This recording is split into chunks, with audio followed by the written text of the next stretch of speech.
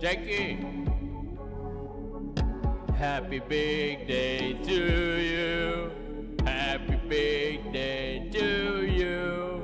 Happy big day, happy big day, happy big day to you. Happy big day to you. Happy big day to you. Happy big day.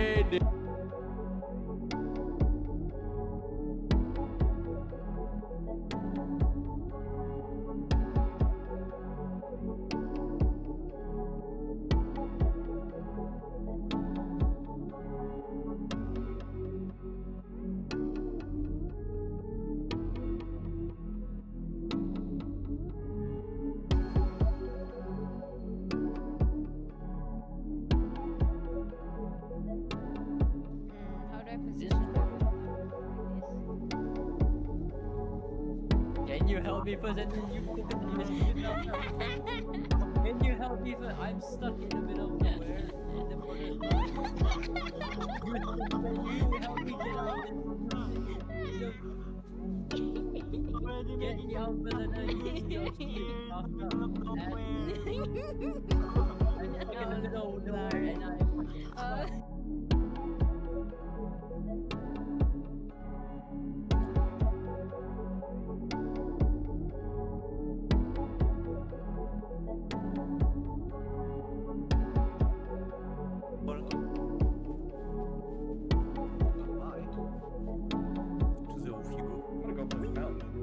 What's it? Yeah, hey guys, let's actually go up. Get yourself a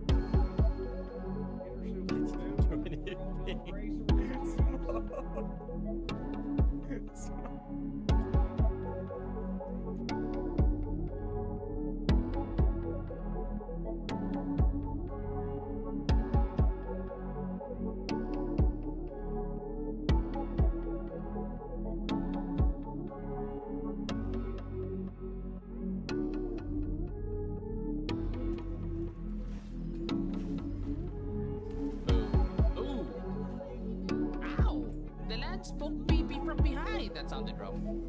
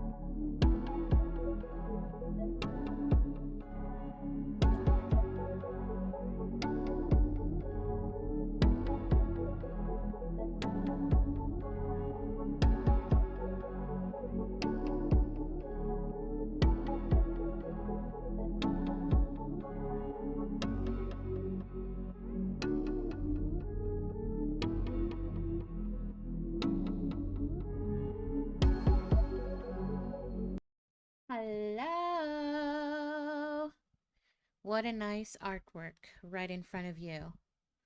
This would rival, you know, the Mona Lisa. Yes. Hi. Let me greet everyone first before I lock in. Congratulations on first, babe. Congrats on second, Kiri. Congrats on third, Valerion. Yo! Advance, happy first anniversary. For you and your partner. Pia, hi. Let's see. Rise, hello. Wikoe, hi. I will do your redeem a bit later, darling. Is that alright?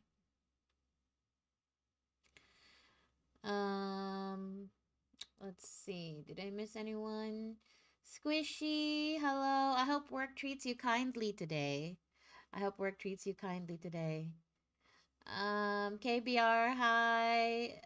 Same goes to you. I hope work treats you kindly today, darling.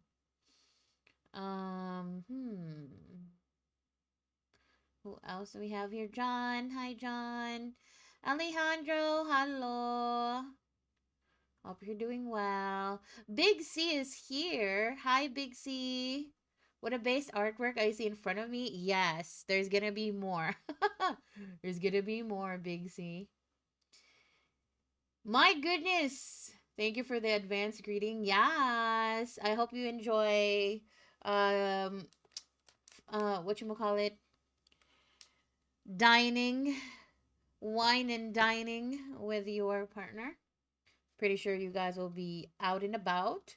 And good luck with all the you're probably gonna go to the casinos again to gamble. So good luck with the gamba. And yeah, before I mute myself, because KBR redeemed the Gag City, I'm gonna get muted for 5 minutes. Let us lock in. I'm gonna be working on art commissions.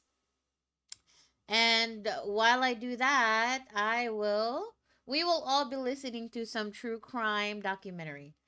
What a way to start. I get muted and I lose my hair. Congratulations. I love the cult members. All right, fine. Let's see. Let's do this. Let me know if you guys can see the thing. You guys see it, right? Okay. Let me know if you can hear it or not. I guess you guys can hear it. Hold on. Is that headpad even working? Is the headpad working? Hopefully it is. Okay. Okay, there we go.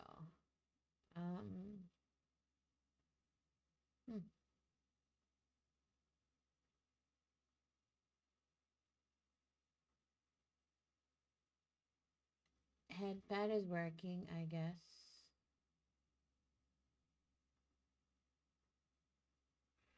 All right, let's go. Let's go ahead and play it. You have a question? All right, go ahead. Let me know if the audio is too loud so I can lower it down. Let me know if it's too loud, okay? Audio okay or what? Let me know.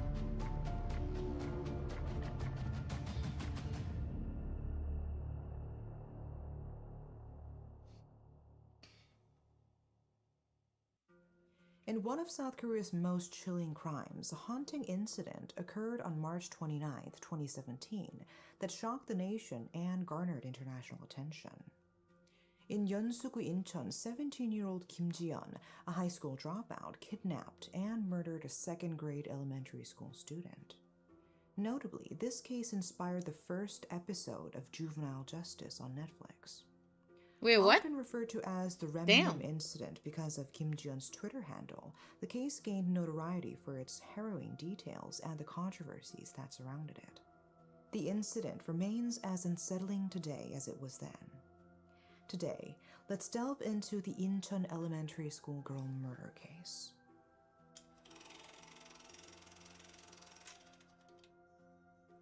Kim Ji-yeon, a 17-year-old, and Park Ji-hyun, a 19-year-old, are two high school girls who connected on Twitter approximately 2 months prior to the disturbing incident. They were both members of a character community on the platform. Both Kim and Park identified as lesbians and were engaged in a contractual romantic relationship at the time of the incident. They reportedly met in a community. What the called fuck is a Venice contractual Occupation, which was centered relationship? around dark themes, What? such as preparing food for murder victims. The community utilized characters depicted in gruesome ways. It has been noted that within this community, they had a dominant-submissive relationship. Park was the dominant partner. Ah, so they're talking about Subsequently, that they kind of committed a murder, contract. I as Park see. expressed a wish to own a corpse, BDSM mirroring the dynamics roleplay observed in their contracts. interactions.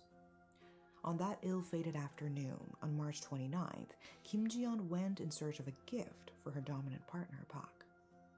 Unbeknownst to anyone, she was watching the children play at the playground. Around 12:45 p.m., one of the children approached her and asked to borrow her phone to call her mother. Seizing the opportunity, Kim claimed her phone battery was dead and invited the child to use the landline at her house, enticing the unsuspecting victim to her home. She lived on the 15th floor, but to avoid being captured on CCTV, Kim Ji-yeon exited on the 13th floor and took the stairs. Around 1 p.m., after letting the victim play with her cat, Kim Ji-yeon killed her. While committing the act, she sent messages to Park Ji-yeon such as, "I got her, she's alive, and I've strangled her." Park replied with messages inquiring about the CCTV and the girl's appearance, specifically asking if her fingers were pretty. After the murder, the body was dismembered, and certain parts that Park Ji-yeon had requested were set aside. At 2:49 p.m., Kim called Park to inform that she had dealt with the body and arranged a meeting. Later, Kim Ji-yeon dumped the remaining body parts in a water tank on the apartment rooftop. At 4:09 p.m., Kim changed her clothes and went out to meet Park. Kim met Park at 5:44 p.m. in Hongdae and handed over a black paper bag containing the victim's finger and some organs. Until they part ways at 8:30 p.m., they spent approximately 3 hours carrying body parts, having a meal together in Hongdae. After even drinking alcohol, they visited a room cafe to relax and unwind. Meanwhile, family members who discovered the victim's abandoned school bag at the playground became increasingly concerned as the victim did not return. Around 4 p.m. on the same day, they reported the disappearance to the police and actively began their search efforts. After sifting through the CCTV footage and spotting the victim getting into an elevator, the search narrowed. The police started visiting every apartment, showing residents Kim Ji-yeon's picture. As they meticulously searched each room and closet, the situation was broadcast live in the residents' community chat group. While Kim Ji-yeon was on her way home after parting ways with Park Ji-hyun, she casually tweeted about a child going missing in her neighborhood, feigning ignorance. However, past 10 p.m. that night, the victim's body was eventually discovered on the apartment rooftop. The police noticed suspicious details captured by CCTV footage from Kim Ji-yeon's apartment and began their investigation. Following the forensic examination, it was revealed that the victim had been strangled to death. Kim Ji-yeon confessed to using a tablet PC charging cable to commit the murder, leading to her arrest after midnight. At that time, luminal reactions were detected all over the bathroom, and when the blood-stained weapon was found, she had no choice but to admit it. On April 6, 2017, Kim Ji-yeon was arrested on charges related to the kidnapping and murder of a minor, as well as mutilation and abandonment of the body. She was subsequently sent to the prosecutor's office. According to the Twitter direct messages revealed by the prosecution, when Kim Ji-yeon was being investigated at the police station and sent a message saying, "I won't be able to see you for a while," Park asked, "I'm really sorry to ask you this, but is there any chance I could get involved?" expressing concern for her own safety. To this, Kim reassured, "I'll make sure that doesn't happen. I can't guarantee it, but I won't get you deeply involved." But a few days later, on April 10th, Park Ji-yeon, who was implicated in the crime, was also arrested. Damn. Park Ji-yeon was charged with assisting in murder and abandoning the body on May 8th, 2017. However, Kim Ji-yeon was charged almost 2 weeks later on May 19th after undergoing a psychological evaluation. While Kim Ji-yeon claimed she couldn't remember her motive, her statements were inconsistent. She sometimes said the victim bothered my cat, so I killed her. She later argued that she had multiple personalities and that another personality had committed the murder. It's this same Before excuse the crime, again. in February 2016, Multiple Kim Ji-yeon had a medical personalities. record that stated she had violent They're thoughts, hearing such voices as strangling telling a them to do cat it. and watching violent movies. After her It's the arrest, devil. she submitted a doctor's opinion suggesting that she might have been hearing voices due to adjustment disorder, Oh my early God. schizophrenia, and bipolar disorder with psychotic features. She seemed desperate to use this defense to escape legal repercussions. However, Professor Kim Tae-kyung, who personally counseled Kim Ji-yeon, stated that the likelihood of her having a mental illness was low. Typically, individuals If with I do a schizophrenia crime, exhibit signs of I'd be proud of cognitive the and achievements, perceptual both good and bad, disorders, bruh. but Kim Ji-yeon was fully aware of her actions. Just own and up their to it if you're gonna do consequences. it. The professor also noted that she had not taken medication for schizophrenia and showed no signs of hallucinations. Regarding bipolar disorder, she displayed only delusions about herself rather than symptoms of depression or mania. During the investigation, Kim Ji-yeon claimed to have two personalities within her, a gentle A and a cruel J. She said her accomplice, Park Ji-yeon, often provoked J, leading to the crime. At times, she would act aggressively as J, and at other times, she would exhibit a mild demeanor as A. When confronted with difficult questions, she would instruct investigators to ask J rather than A. However, Professor Kim considered this unlikely. Typically, individuals with multiple personalities are not aware of what their other personalities are doing.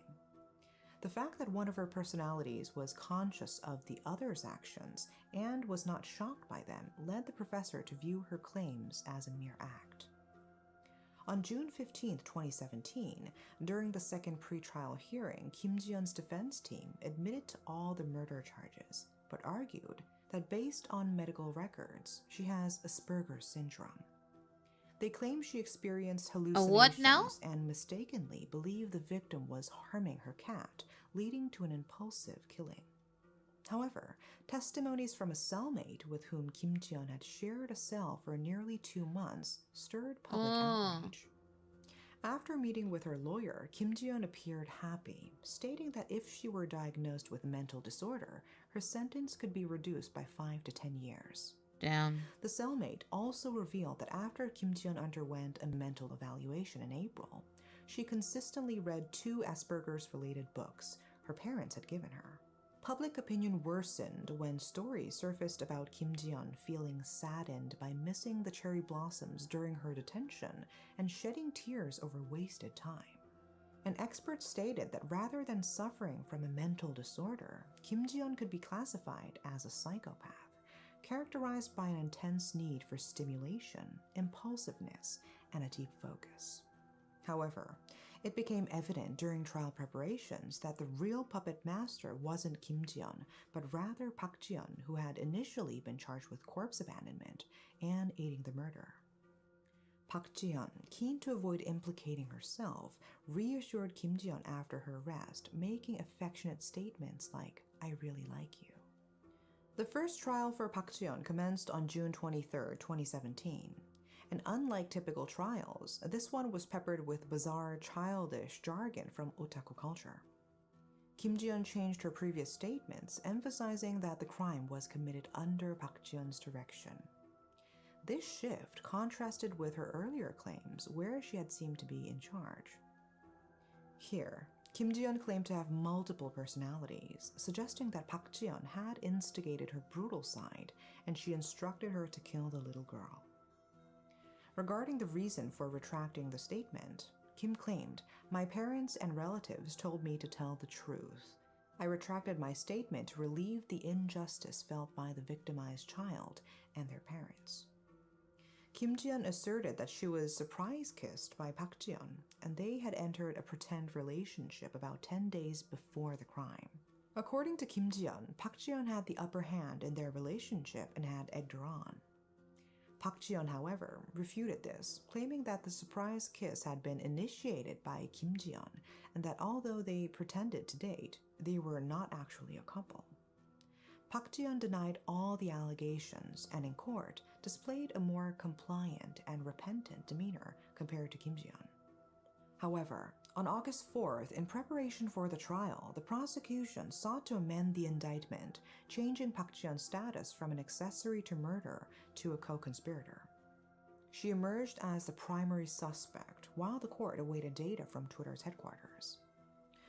During the first trial verdict held at 2 p.m. on September 22, 2017, in the Incheon District Court, Kim Ji-yeon received a 20-year sentence as charged, whereas Park Ji-yeon received a life sentence. The court dismissed all mitigating factors claimed by Kim Ji-yeon, such as mental illness, the accidental nature of the crime, and her confession. As for Park Ji-yeon, the court took into account the inconsistencies in her statements and her puzzling behavior during cross-examination with Kim. This implied that Park Ji-yeon was acknowledged as the orchestrator, and in other words, the principal conspirator. However, Park chose to defend herself with a robust team of attorneys. Following her arrest, Park Ji-yeon promptly secured legal representation, assembling a formidable team that included 2 former chief judges and 2 former chief prosecutors. Interestingly, one of these prosecutors had previously served at the Incheon District Prosecutor's Office, where her case was being processed. Given the substantial cost of hiring former chief prosecutors and judges, it was clear that Park Ji-yeon had significant resources, either politically or socially. Public scrutiny intensified after a high school classmate released her photo, revealing that her father was a corporate employee and her mother was an elementary school teacher. With such a background, it seemed impossible for her the to doxing afford is 12 real. lawyers from a large law firm, fueling rumors about her true lineage. Rumors circulated in the Jamsil area where Park Ji-yeon resided, speculating that she was either the daughter of a significant church family or the granddaughter of a prominent politician. The most prevalent rumor later suggested her grandfather was a key figure in an old political faction, leading to suspicions of a cover-up. Members of the public who attended the trial reported a conspicuous absence of details about Park Ji-yeon's family background, further fueling suspicions that she had powerful backing. In the appeal, Park Ji-yeon pulled out all the stops, reassembling the high-profile team of 12 lawyers that had stirred controversy during her first trial. In the initial trial on November 22, 2017, Park Ji-yeon, who had denied her role as a co-conspirator, cited panic disorder and depression as mitigating circumstances. She also aggressively refuted Kim Ji-yeon's statements and requested witnesses.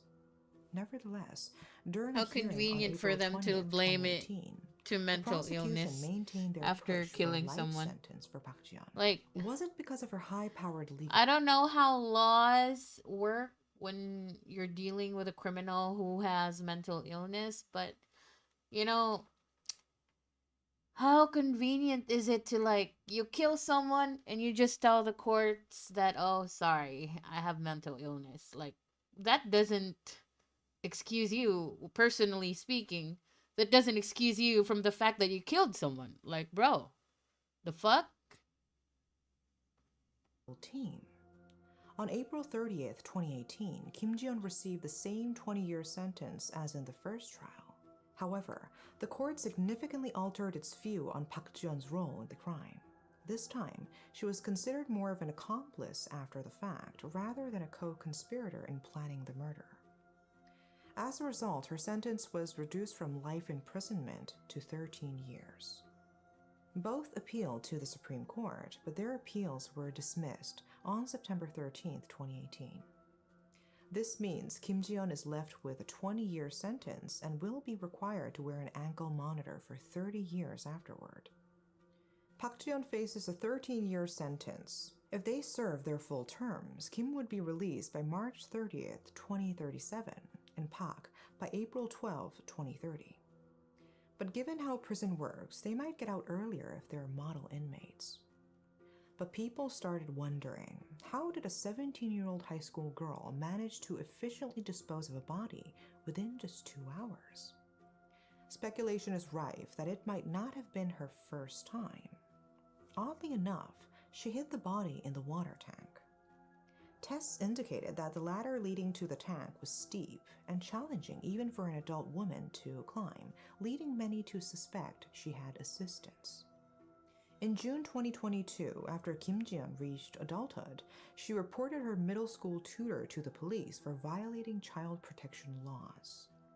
She alleged mental torture and filed a lawsuit seeking approximately 30 million won in damages. Inside prison, Kim seems to be more preoccupied with her own suffering than with consequences of her actions. More mysteries surround Park Ji-yeon as well. Did she actually dispose of the body as she claimed? Questions remain. What's most puzzling is that the unfortunate victim had to be dressed in cut-up funeral garments for her funeral, as not all her body parts have been recovered. In the end, all we can do is hope for peace for the innocent victim caught in their twisted schemes. That's all for today. Thanks for watching.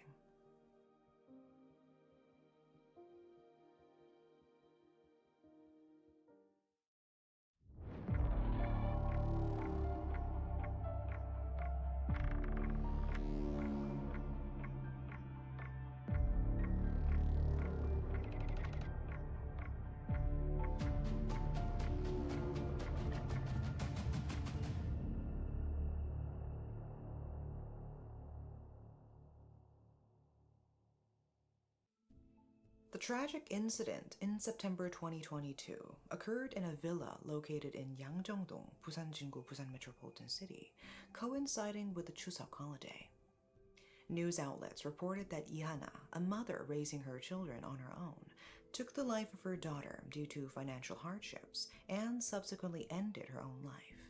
However, as the investigation unfolded, the nature of the scene suggested it was too horrific for a mother to have inflicted such harm on her daughter, leading to suspicions of possible homicide. In South Korea, this case is infamously referred to as the bellflower juice murder of Busan's Yangjongdong. Let's delve deeper into it.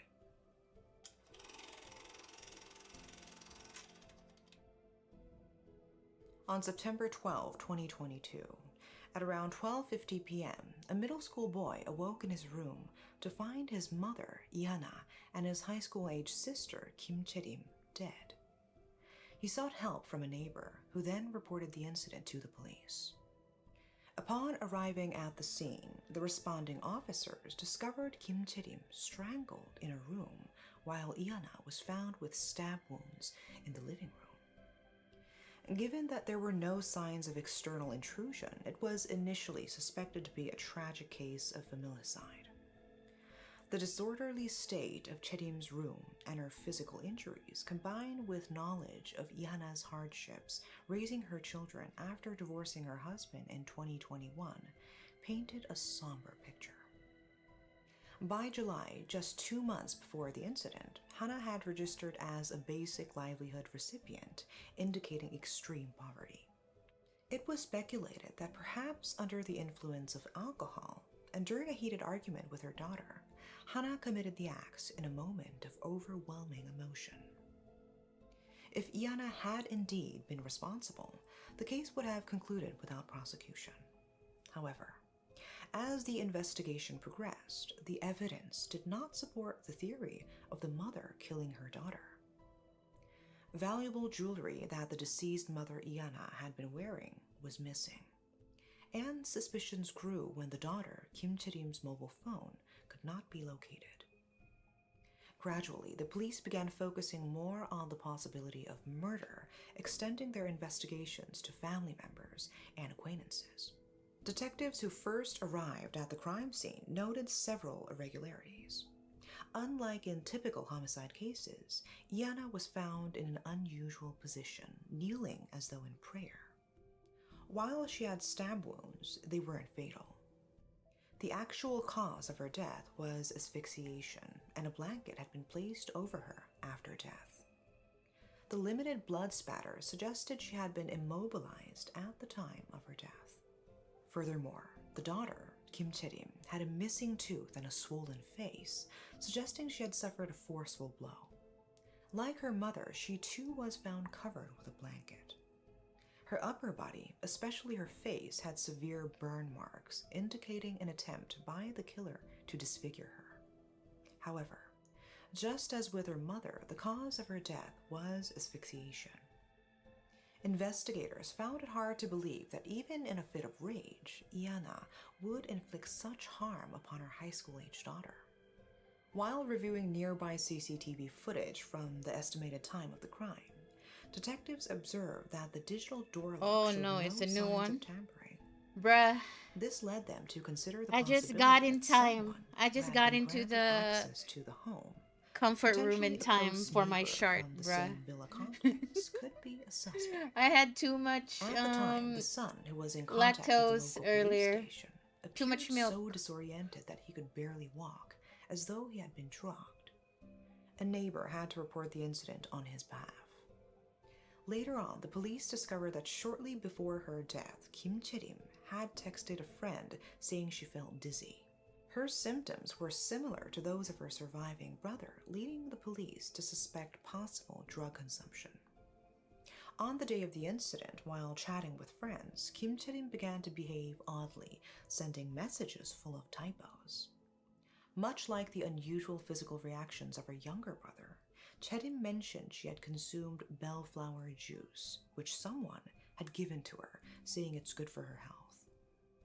Shortly after, she began feeling dizzy. Suspecting potential drug involvement, police urgently took blood and urine samples from the surviving son. Subsequent autopsies of both the mother and daughter, along with tests on the son, detected the presence of a psychiatric drug. The son had earlier mentioned that he drank a healthy bellflower syrup provided by a woman he referred to as Auntie, living on the 3rd floor of the same villa. Detectives tried to check if the syrup underwent any color changes when the drug was added to it. This became crucial as the auntie from the 3rd floor, who had given Chae-rim the bellflower syrup and was suspected of discarding her phone, vehemently denied any involvement. She even insinuated that the surviving middle school son was the suspicious one. While searching the 3rd floor auntie's residence, detectives discovered stored psychiatric drugs, including those identified. We in the need more victim's customers arms. to unlock. What the The fuck? bellflower syrup, originally yellow, turned This is not pink Schedule when 1, mixed with a small Mikoe. amount of the suspect's drugs, and deepened to almost purple with a higher concentration. The son had clearly remembered the syrup as being purple. Furthermore, a strange grinding tool was found in the neighbor's handbag with traces of the drug on it, indicating Damn. she might have ground the pills to mix with the syrup. Despite the mounting evidence, she vehemently denied any wrongdoing. The woman's testimony was inconsistent, and she even expressed resentment, claiming that the juice was medicinal and that both she and her daughter had also drunk it. However, the woman became a suspect in the brutal killing of Kim Chae-rim. The nature of Chae-rim's death was so strange and unnecessarily brutal that it led investigators to doubt that her own mother could have been responsible. She claimed that she did go into the house, but she never saw Kim Chae-rim. However, according to CCTV footage, Kim Chae-rim entered the villa at 10:54 p.m. to order food. This was 3 minutes before her mother, Iana, who arrived at 10:57 p.m. and subsequently shared the delivered food with her. During a witness interrogation, the woman was observed to have a cut on her right finger that appeared as though it had been nicked by a knife. The investigative team interpreted this as a wound that could have occurred if the knife had slipped from her hand while she was stabbing and then pulling it out, possibly due to insufficient strength. When asked to demonstrate how the wound might have occurred, she kept changing her explanation and appeared fumbling and inconsistent. But the wound on the victim closely resembled the type of cut that often occurs when individuals, unfamiliar with using knives, handle them for the first time. Moreover, at the crime scene, scorch marks from setting Kim Chae-rim alight were evident all over the floor. Ew! He Even though there were burnt. burn This marks person on burnt both someone of her else. hands and the soles of her feet. The That's suspect crazy. consistently denied the evidence, That's a suggesting that the horrible way to marks could have go. been from activities like cooking or repairing doors. Investigators also focused on a white t-shirt with English writing, which the Sun claimed the suspicious woman wore every day. If the police could locate this shirt, which might bear a bloodstain, it would bolster the case against her as a killer. Initially, the suspect denied owning such an item of clothing.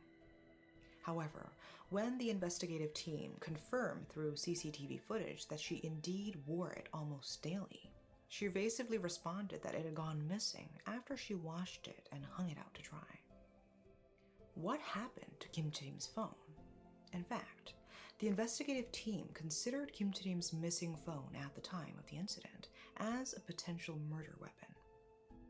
Kim Chae-rim, who had an unusually high number of facial injuries and one missing tooth, was believed to have been struck with a somewhat solid object with sharp corners. The detective suspected that the only missing item, Kim Chae-rim's mobile phone, might contain crucial evidence. Eventually, a few days after the incident, investigators found Kim Chae-rim's mobile phone in a sewer near the crime scene. However, the phone that had been disposed of was meticulously cleaned to such an extent that not even Chae-rim's DNA was found on it. The perpetrator, having meticulously wiped away any traces of fingerprints from the Guinness beer can found at the crime scene, left the investigators at a loss. From then on, the team eagerly pursued the DNA of the woman referred to as the third-floor auntie. The Busan investigative team, pinning their last hopes on a breakthrough, sent the burned and shriveled quilt, believed to have been used to suffocate Chae-rim, to the National Forensic Service for analysis. From the bloodstains on the edge of the quilt that Kim Chae-rim was covered with, a mixture of DNA from both the suspect and Kim Chae-rim was discovered, with the suspect's DNA being more prevalent. The suspect defended herself, asserting that since she frequently entered Kim Chae-rim's room and touched the bed, it was natural for her DNA to be present. She audaciously claimed that she often spit, suggesting her saliva could have been splashed onto it. However, the concentration of DNA from the scorched quilt was too high to be from mere splattering. The suspect's downfall came when she was caught with jewelry stolen from the murdered Kim Chae-rim. On November 25th, following her daughter's It's the testimony greed that she got had her. the stolen items, the police apprehended her on suspicion of murder and violations related to drug possession. The suspect, who was in such poor financial condition that she couldn't even pay her electricity bills and owed money to her family, reportedly stated, "I will make money even if it means killing someone." Damn. About 25 days before the incident, she had used a similar method to intoxicate another victim with a drink laced with psychiatric medication in order to rob the victim. This person's testimony That's crazy, proved man. crucial in the investigation. So this is what happened that day, based on the investigation. The mother, Iana, was killed first. The suspect, who had not repaid the money she borrowed from Iana, attempted to steal a bracelet connected to a ring worth about 3 million won that Hannah frequently wore. After the obviously drugged children went into their room, she forced Hannah, who was conscious, to drink the drugged bellflower drink. She then brutally attacked Hannah, who barely regained consciousness, and subsequently killed the stumbling Kim Chae-rim, mutilating her body afterward. She then stole the mother's bracelet and the young girl's accessories too. The stolen items haven't been found yet.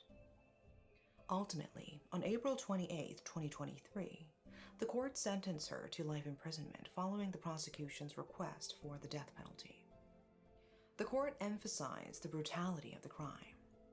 Along with the life sentence, she was also ordered to wear an electronic monitoring anklet for 30 years. However, The defendant didn't show any remorse, even in court. She appealed her case, and in the first appellate trial on July 5th, she shed tears, denying all charges and asserting her innocence. The prosecution, which also appealed, made a strong case for the death penalty for the defendant.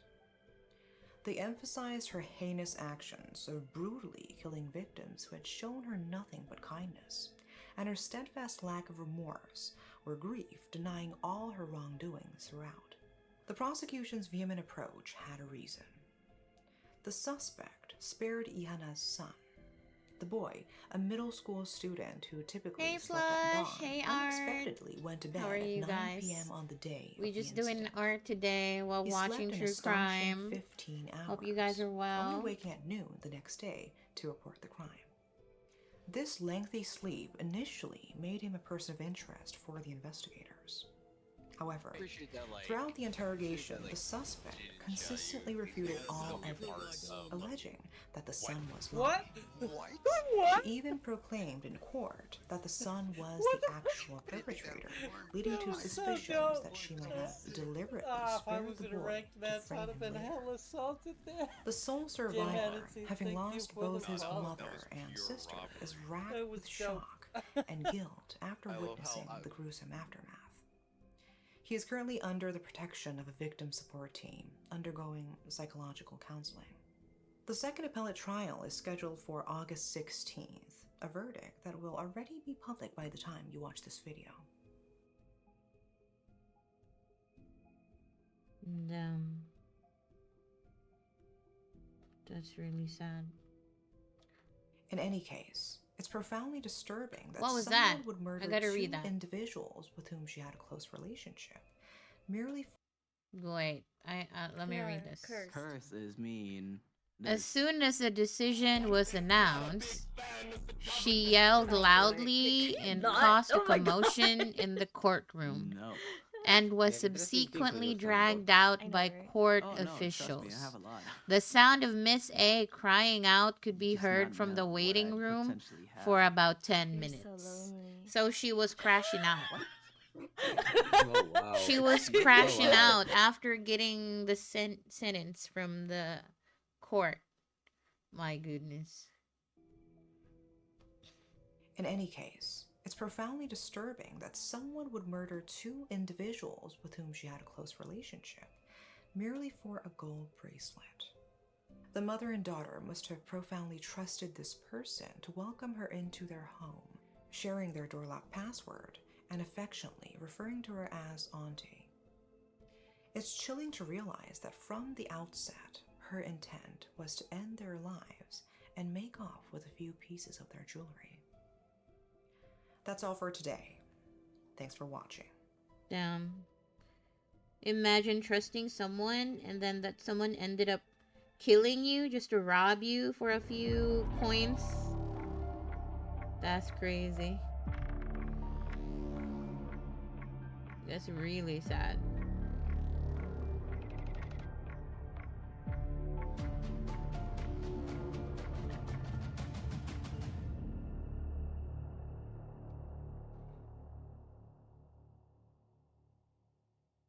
On May 22nd, 2022, a heinous crime occurred in a shared entrance of an office Can only tower do that in located Skyrim. Pujandong Samyeon, Busanjingu, Busan Metropolitan City. A man in his early 30s, identified as Ionu, brutally assaulted a woman in her 20s. Referred to as the Busan Roundhouse Kick incident, this shocking event sparked widespread outrage across South Korea. Once the perpetrator's identity came to light, attention quickly turned to his actions during the 7 minutes when he carried the victim, deliberately avoiding areas monitored by CCTV cameras. This particular aspect has become a highly contentious issue, raising significant concerns. With that, let us delve into today's case.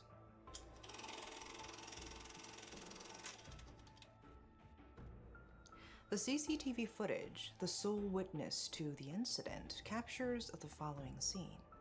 In the early morning of May 22nd, 2022, around 5 a.m., at the shared entrance of Eland Piers Hamyeon Office Tel in Samyeon, Busan Metropolitan City, A 26-year-old female victim was returning home after watching a street performance with her friend.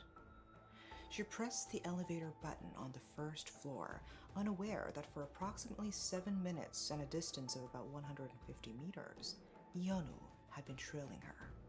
Approaching from behind as she slowly made her way towards the elevator, he suddenly kicked her in the back of the head, causing her to fall to the ground. The victim's head struck the building wall as she fell, and she instinctively shielded herself by covering her head with her hands and curling up her legs.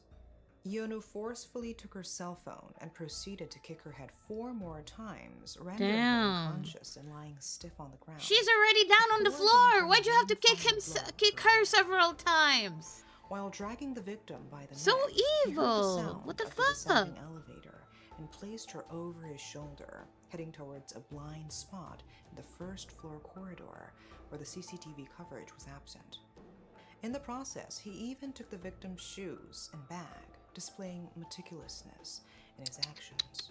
Approximately 7 minutes later, he fled the scene.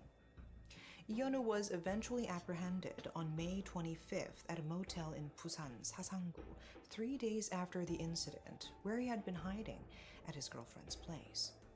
According Ew. to the testimonies of a resident and the I would victim's never date that sister, kind who of were person. the first to discover the victim, Goodness gracious. she was found with her upper garments lifted, belt undone, and the buttons and zippers of her pants open. Oh exposing no. her underwear was found draped over her right leg inside her pants, indicating that something more than physical assault took place during that 7 minutes. Oh my god, At I'm the time of sorry, his arrest, darling. evidence on 𝔖𝔬's mobile phone revealed searches for 𝔖𝔬𝔬 murder, 𝔖𝔬𝔬 attempted murder, along with words indicating that he was attempting to make sexual advances on the victim. However, the victim suffered severe injuries, including a traumatic brain hemorrhage that required over 16 weeks of treatment, open scalp wounds, brain damage, and a potentially permanent paralysis of the right ankle. Additionally, she experienced dissociative amnesia, with memories of the incident lost until her hospitalization for 2 to 3 days, making her physical recovery the utmost priority. During the investigation, while being questioned by investigators, 𝔖𝔬 sarcastically questioned if sexual intercourse could have been possible during the 7 minutes when he was in the CCTV blind spot. He denied sexually violating the victim, admitting only to the assault. Furthermore, he claimed that the assault was impulsive, prompted by the victim giving him a disdainful look and verbally abusing him when they crossed paths on the street. He even asserted that he couldn't discern the victim's gender. As a result, in the first trial on October 28, fuck? 2022, This guy is the Busan crazy. District Court sentenced 𝔖𝔬 to 12 years in prison for attempted murder, with an additional requirement of wearing Should have a just location completely tracking forgotten the device for incident 20 would really years help dealing with the after his trauma. sentence But if ends. she His forgot, she girlfriend couldn't also file a received case, sentence I of 8 think. months in prison with a 2-year probation for the Because charge of there's concealing a there's criminal. nothing to go off of However, apart on from November the 5th, 2022, from the the victim shared CCTV. a detailed post on an online community titled, "After 12 years, I might be killed," expressing her fear and sense of injustice regarding the verdict. Given that 𝔖𝔬, at the age of 31, is relatively young, the victim's plea that his sentence of imprisonment is far from sufficient compared to capital punishment or life imprisonment stemmed from her fear of his manipulative nature. He even resorted to threats against his girlfriend, who tried to break up with him while he was in custody, claiming to know her resident registration number and vowing to find and kill her. While the victim lost 10 kilograms during that time, 𝔖𝔬 is said to have gained weight each time he appeared in court. During his time in prison, he openly expressed his intent for revenge. 𝔖𝔬 displayed no remorse for his actions. 𝔖𝔬 treated his crimes as a kind of game and even played with investigators during police interrogations. While he admitted to the assault, he used wordplay to deny the sexual assault charges, asserting that he kicked her to wake her up. 𝔖𝔬 appealed the severity of the punishment and maintained his denial of attempted murder. Sexual assault charges were not pursued at the time. The victim's critical condition, which required immediate life-saving measures, prevented the collection of DNA evidence from her body, despite her clothes being removed. Considering the possibility of a different outcome with evidence related to sexual assault, the prosecution appealed on the grounds of unfair sentencing and requested additional DNA analysis. In particular, the victim's defense attorney emphasized the need for a more thorough examination of the DNA from the victim's pants, as the first trial indicated contamination of the clothing. Additionally, given that 𝔖𝔬 had searched for keywords related to sexual assault punishment during his escape, they requested a closer examination of the events that transpired during the 7 minutes. Contrary to this, 𝔖𝔬 shamelessly claimed that he deserved only a 3-year sentence and appealed on the grounds of injustice. Normally, a 3-year sentence for causing injury resulting in death is possible if there is no prior criminal record, genuine remorse, and an agreement with the victim. As a result, attention shifted to 𝔖𝔬, the audacious criminal who claimed to be a victim of injustice despite his extensive criminal history. 𝔖𝔬 had a record of 18 offenses, including extortion, assault, and violence. Since he was a minor, over 10 years ago, he had committed Guy dozens should have been of thrown crimes to and our even prison. became the leader Yeah, of that's youth. true. In 2007, We'll give at him the age wisdom. of Our prison 15, dudes are 𝔖𝔬 okay. faced a criminal trial for special theft, But and hate was and transferred despise to the women juvenile beaters division and of the child family beaters court too. instead Child of abusers as receiving well. criminal punishment. Hey, Andrew. From 2009 onwards, How are you, he dear? embarked on a life of full-fledged criminal activities. He committed acts of robbery and assault while under the influence of alcohol, repeatedly delivering multiple kicks to the victims' faces, resulting in severe injuries. He was convicted on charges of aggravated robbery. In 2013, at the age of 21, 𝔖𝔬 faced his 3rd criminal trial, which gained media coverage through SPS's unanswered questions. The charges against him at the time included special theft, group assault, and aggravated assault, all falling under the Violent Crimes Act. In February 2013, he impersonated as the older brother of a minor escort to extort money from her client. He took 1.3 million won in cash and a check card from the victim. 𝔖𝔬 enticed the victim to a motel where he launched a surprise attack, causing severe injuries by striking the victim's nose. He was also charged with forgery, solicitation of adult services, and other offenses.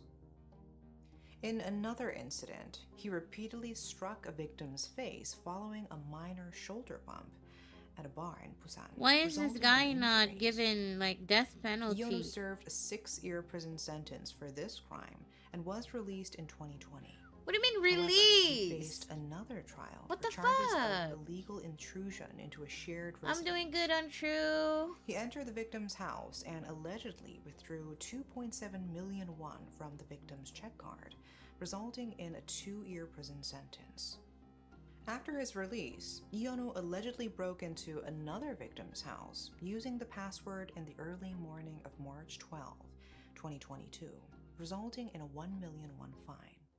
And on May 22nd, he committed the infamous Busan roundhouse kick incident.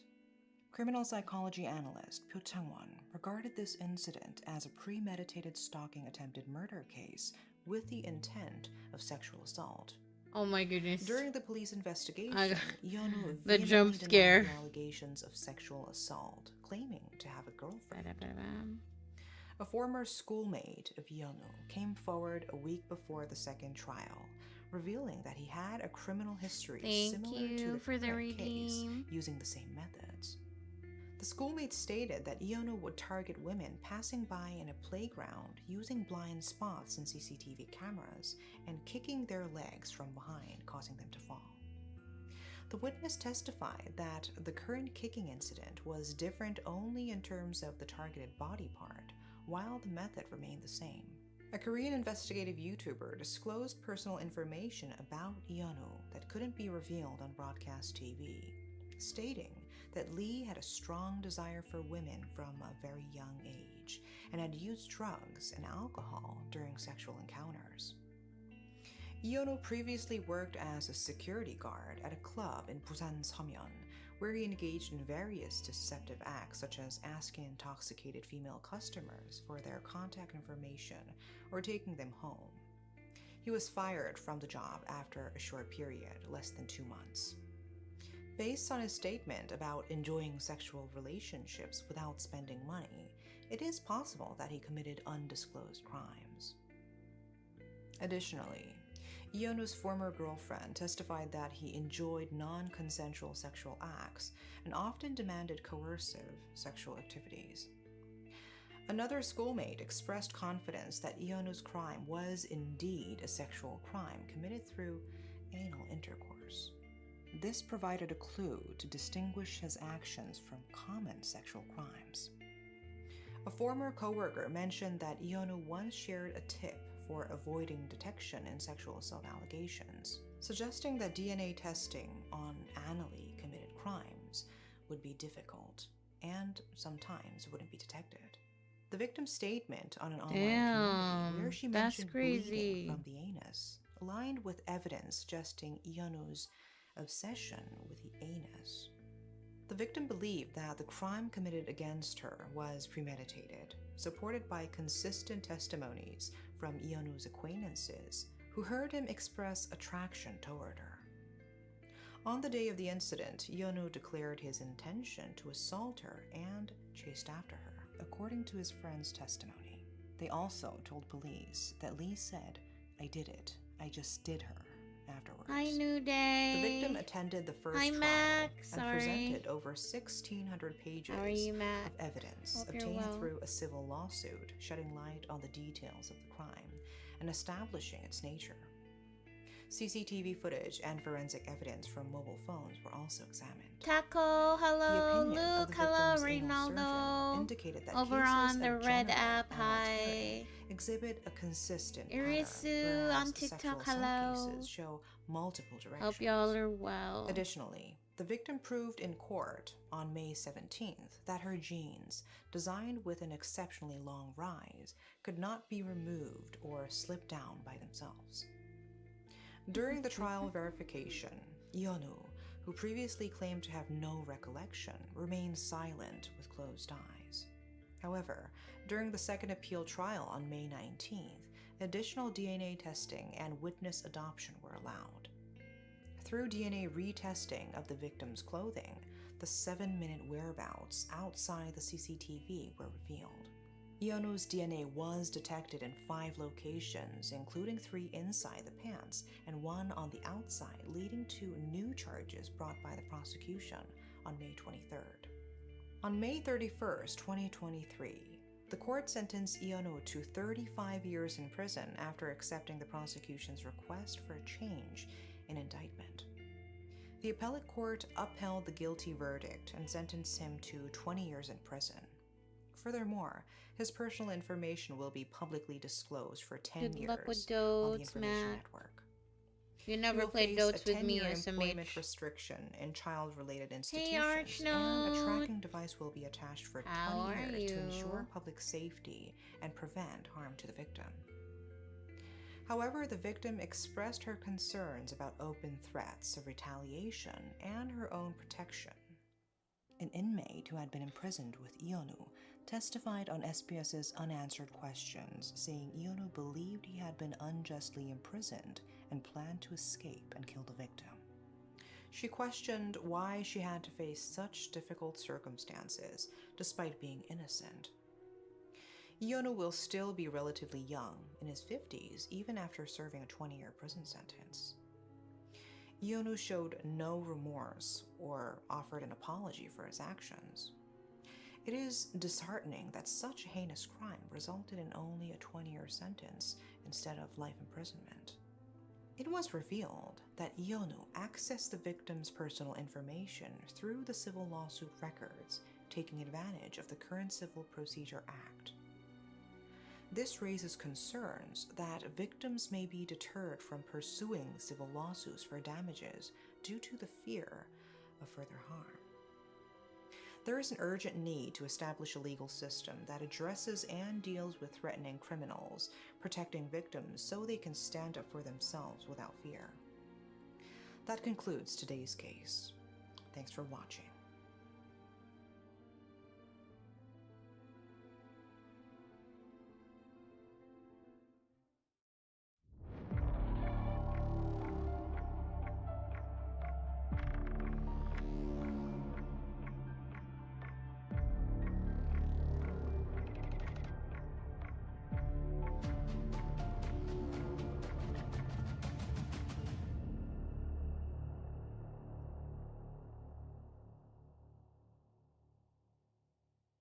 If you stumble upon a dead body in your boyfriend or girlfriend's wardrobe, what would you Hey, do? Sean.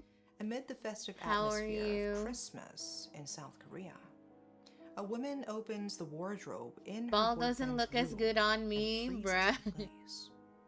I'm gonna Now, get some my people hair might back in a immediately bit. call their partner in a panic, You had a new demanding an haircut? explanation. But Damn. not this Where's the woman. photo, though? She senses something seriously Where's the wrong photo? and knows she needs to act fast. Without wasting a second, she contacts the police to report Are the you back to gruesome Tekken 7, Sean? In just one phone call, the mysterious Are we back? disappearance Are we of a all back to taxi Tekken driver 7? and the revelation of another potential victim come to light. Okay, Arch, no. The whole incident sets off a chain of events, kicking It's off so the shiny, it sensational suits you. Itaewon taxi driver murder case Oh my that has goodness, y'all. recently gripped South Korea.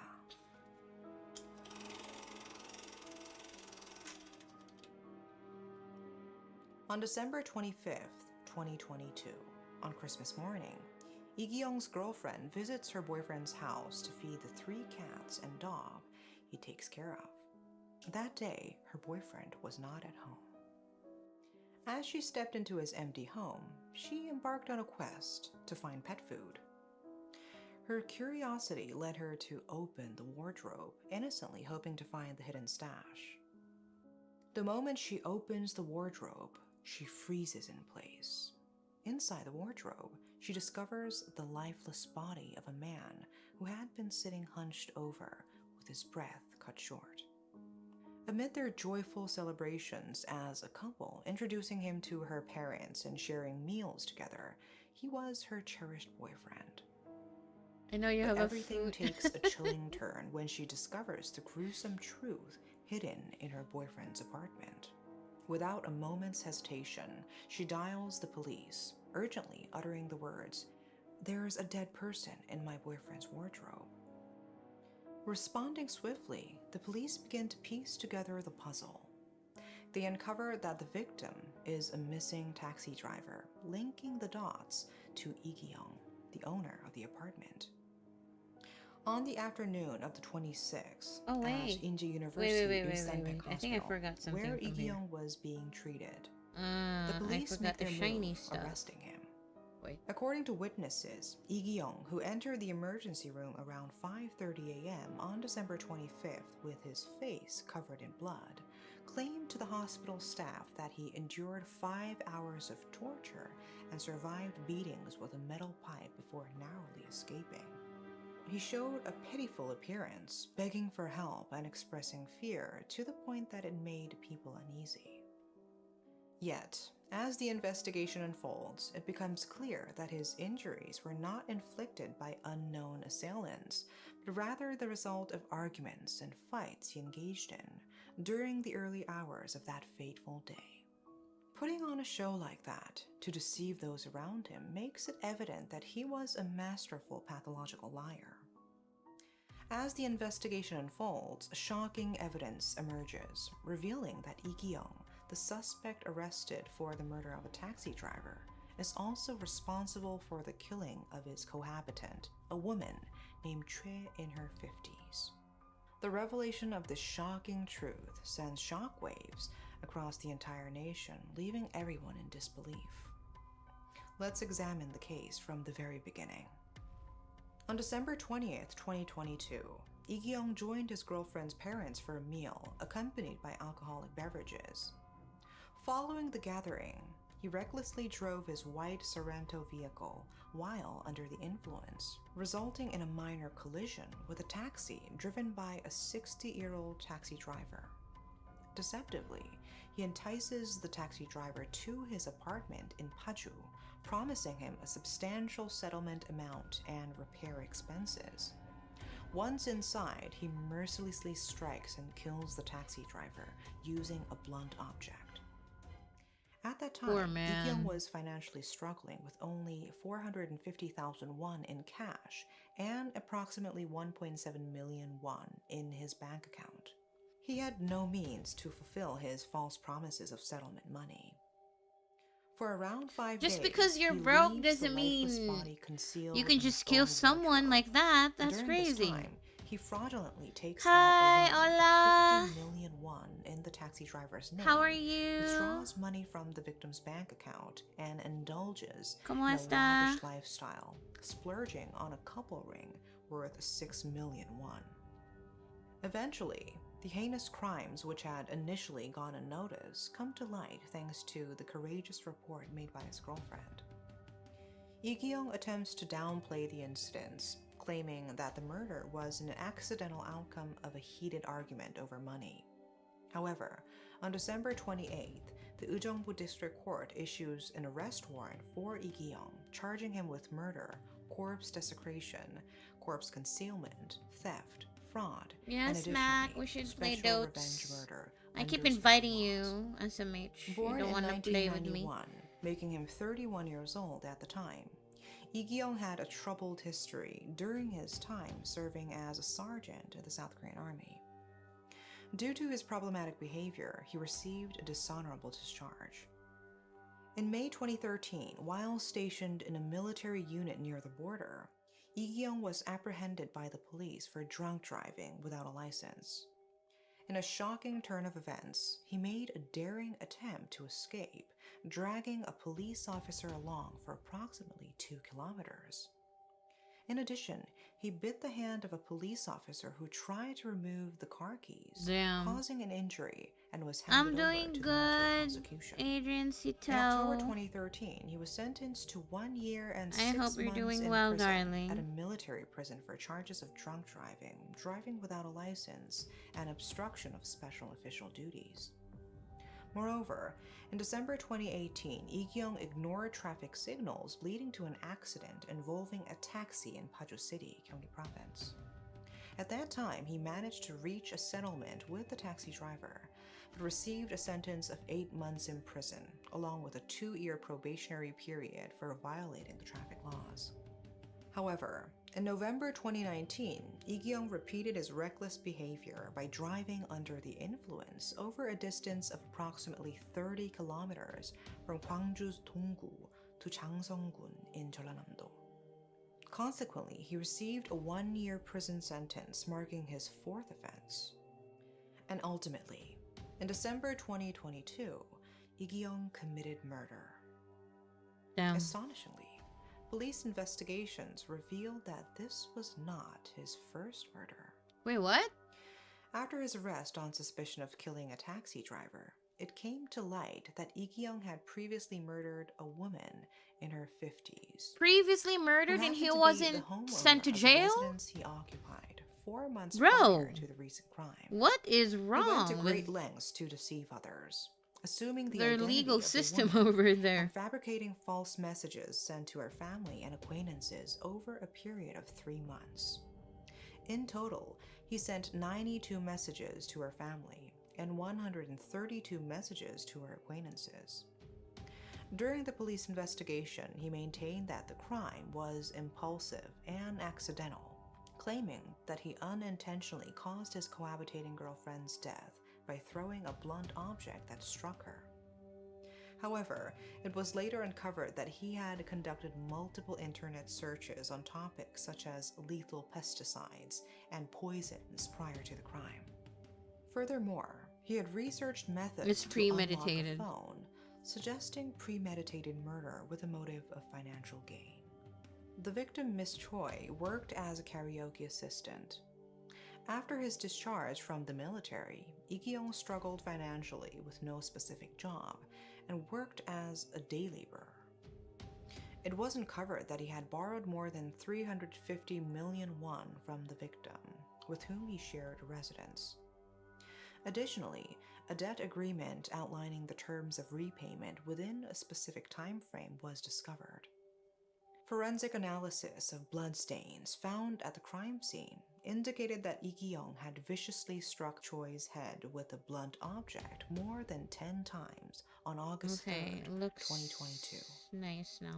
Immediately after committing the crime, he transferred 39.3 million won One to his last personal one. account using a credit card in the victim's name. Dun, dun, dun. Additionally, he made purchases totaling 41.93 million won with the victim's debit card and used her phone's SIM card to unlock it and withdraw the remaining balance of her account from an ATM, amounting to 81 million won. In the month following Miss Choi's murder, 𝔒𝔬𝔬𝔦𝔯𝔬, who still resided in her home, shamelessly boasted to people about inheriting a substantial sum of money from her. He even bragged about his extravagant lifestyle, utilizing Miss Choi's credit card to borrow nearly 100 million won until December and making a girlfriend. After exceeding the credit card's limit, 𝔒𝔬𝔬𝔦 attempted to sell Miss Choi's apartment, which he had been occupying in November 2022. He lived in the house as if it were his own, leaving behind clothing, cosmetics, and even the pets undisturbed. The question remains, where is Miss Choi's body? After all of his crimes were uncovered, 𝔒𝔬𝔬𝔦 proved uncooperative with the police's efforts to locate Miss Choi's remains. He provided a statement indicating that he had disposed of the body in a rooftop cargo box of a car, dumping it near a riverbank in Goyang City. However, this lead turned out to be false. Due to heavy rain and subsequent typhoons, as well as the passage of 4 months since the disposal, the body could not be located. Later, 𝔒𝔬𝔬𝔦𝔯𝔬 recanted his previous statement about the disposal location. On January 3rd, 2023, the day before the trial, he claimed that he had disposed of his live-in girlfriend's body at a location called Daejeon Tank Defense Facility, 92 Point. However, once again, the police came up empty-handed, despite an extensive 3-day search using excavators and search dogs. During the on-site verification, 𝔒𝔬𝔬𝔦𝔯𝔬, wearing handcuffs, pointed to a sloping ground and provided a detailed description of how he buried the body, gesturing to dig the ground with his handcuffed hands. He even impatiently instructed the investigating officer on how to dig, saying things like, "Give me a shovel," and turn the shovel upside down to dig the soil. His behavior led Professor Lee-Young-hyuk from Konkuk University's Police Science Department to believe that 𝔒𝔬𝔬𝔦𝔯𝔬 was playing games with the prosecution and the police. Professor Lee analyzed that 𝔒𝔬𝔬𝔦𝔯𝔬 intentionally lied to reduce his sentence, as it would be advantageous for him if the body was not found, and it would be difficult to prove the murders without it. 𝔒𝔬𝔬𝔦𝔯𝔬 was known to be skilled at lying. Since a young age, he would fabricate stories about being the grandson of a wealthy building owner, boasting about owning numerous buildings. He would also pretend to be a So he was successful delusional. CEO or a wealthy entrepreneur. He's a delusional showcasing person. his imaginary wealth. In reality, his grandfather only owned a small 4-story building, and even his own father grew tired of his constant lies and distanced himself from him. A former middle school classmate of 𝔒𝔬𝔬𝔦𝔯𝔬 recalled how he used to lie excessively during their school days, to the point where they couldn't distinguish between truth or falsehood. They even mentioned that he exhibited traits similar to Munchausen syndrome. Another individual, Kim, a CEO, shared how 𝔒𝔬𝔬𝔦𝔯𝔬 presented himself as a successful businessman in his 50s when he was actually in his early 30s. Despite having doubts, people were drawn into his persuasive stories. Kim felt relieved when 𝔒𝔬𝔬𝔦𝔯𝔬 was arrested just before attending a mansion party organized by him. In a disturbing incident that occurred before his arrest, 𝔒𝔬𝔬𝔦𝔯𝔬 used the credit card of the deceased taxi driver to buy alcohol and meal for 5 men he had just met. He even asked them, "If I give you money, can you do whatever I ask, like killing someone?" This raised the possibility that he was seeking another victim to murder and rob. Profiler 𝔒𝔱𝔥� emphasized the need to find clues within 𝔒𝔱𝔥's lies. He noted that both murders were committed in a place he considered safe, his own house. Similarly, he likely abandoned the body in a location he deemed secure. 𝔒𝔱𝔥 left his ex-partner's dog at a pet hotel after murdering her and claimed he was going to see his wife conducting business in Malaysia. Additionally, given his 6 months' employment as a laborer on a construction site in Paju, the investigators focused their search for clues in that area. Based on the information provided by 𝔒𝔱𝔥 during the police interrogation, they discovered the existence of a nearby location called the Malaysia Bridge in Paju, about 6 kilometers away from the previously mentioned abandoned location. Profiler 𝔒𝔱𝔥 advised the police to concentrate their search efforts on the places where 𝔒𝔱𝔥 had worked. On January 19, 2023, 𝔒𝔱𝔥 was indicted on charges of aggravated robbery, murder, concealment of a corpse, and other offenses. During the trial held on February 22, 2023, at the Ujeongbu District Court, 𝔒𝔱𝔥 admitted to all the charges brought against him by the prosecution without objection. On April 12, 2023, the prosecution sought the death penalty for 𝔒𝔱𝔥. However, on May 19, 2023, the court sentenced him to life imprisonment without the possibility of parole for 30 years. Yeah. The court also ordered Should the have placement of a gotten location-tracking electronic death device penalty. on 𝔒𝔱𝔥 for 30 years.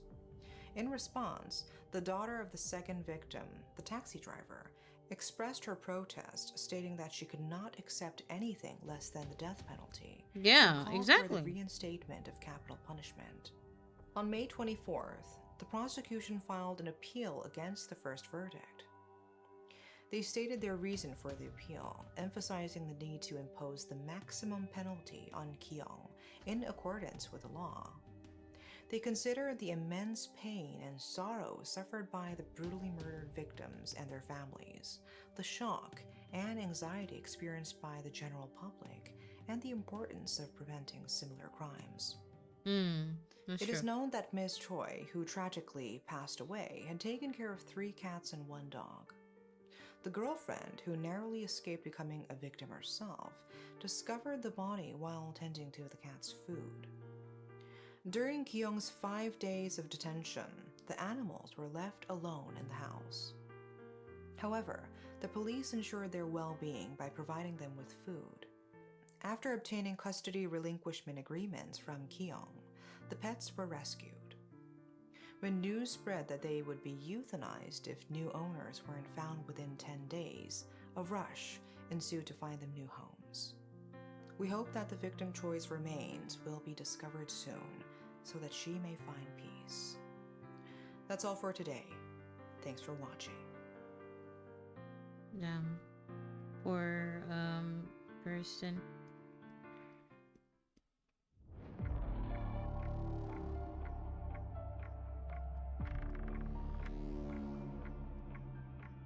If I die and my remains are not properly buried, I'd probably become a vengeful spirit. A vengeful ghost. And everyone in the chat, trust and believe I will give you a visit. Started to take wherever you are. in 1999, after the 𝔒𝔕𝔕 case came to light. 𝔒𝔕𝔕, who had cancer, was neglected by her parents. After this case in 2000, the acts of abandonment and neglect were officially recognized as child abuse, and punishments for such acts were established. It was the first time that Korean society intervened to deal with a serious issue of child abuse. The 𝔒𝔕𝔕 case, which was made known in 1999 and I'll ended in find you, 2002, Pia. continues to shock and distress the country, even to this day. The poor young girl was born to devout Christian parents in 1990, and she died after a short life in May 2002. Today, we will take a deeper look into the 𝔒𝔕 case.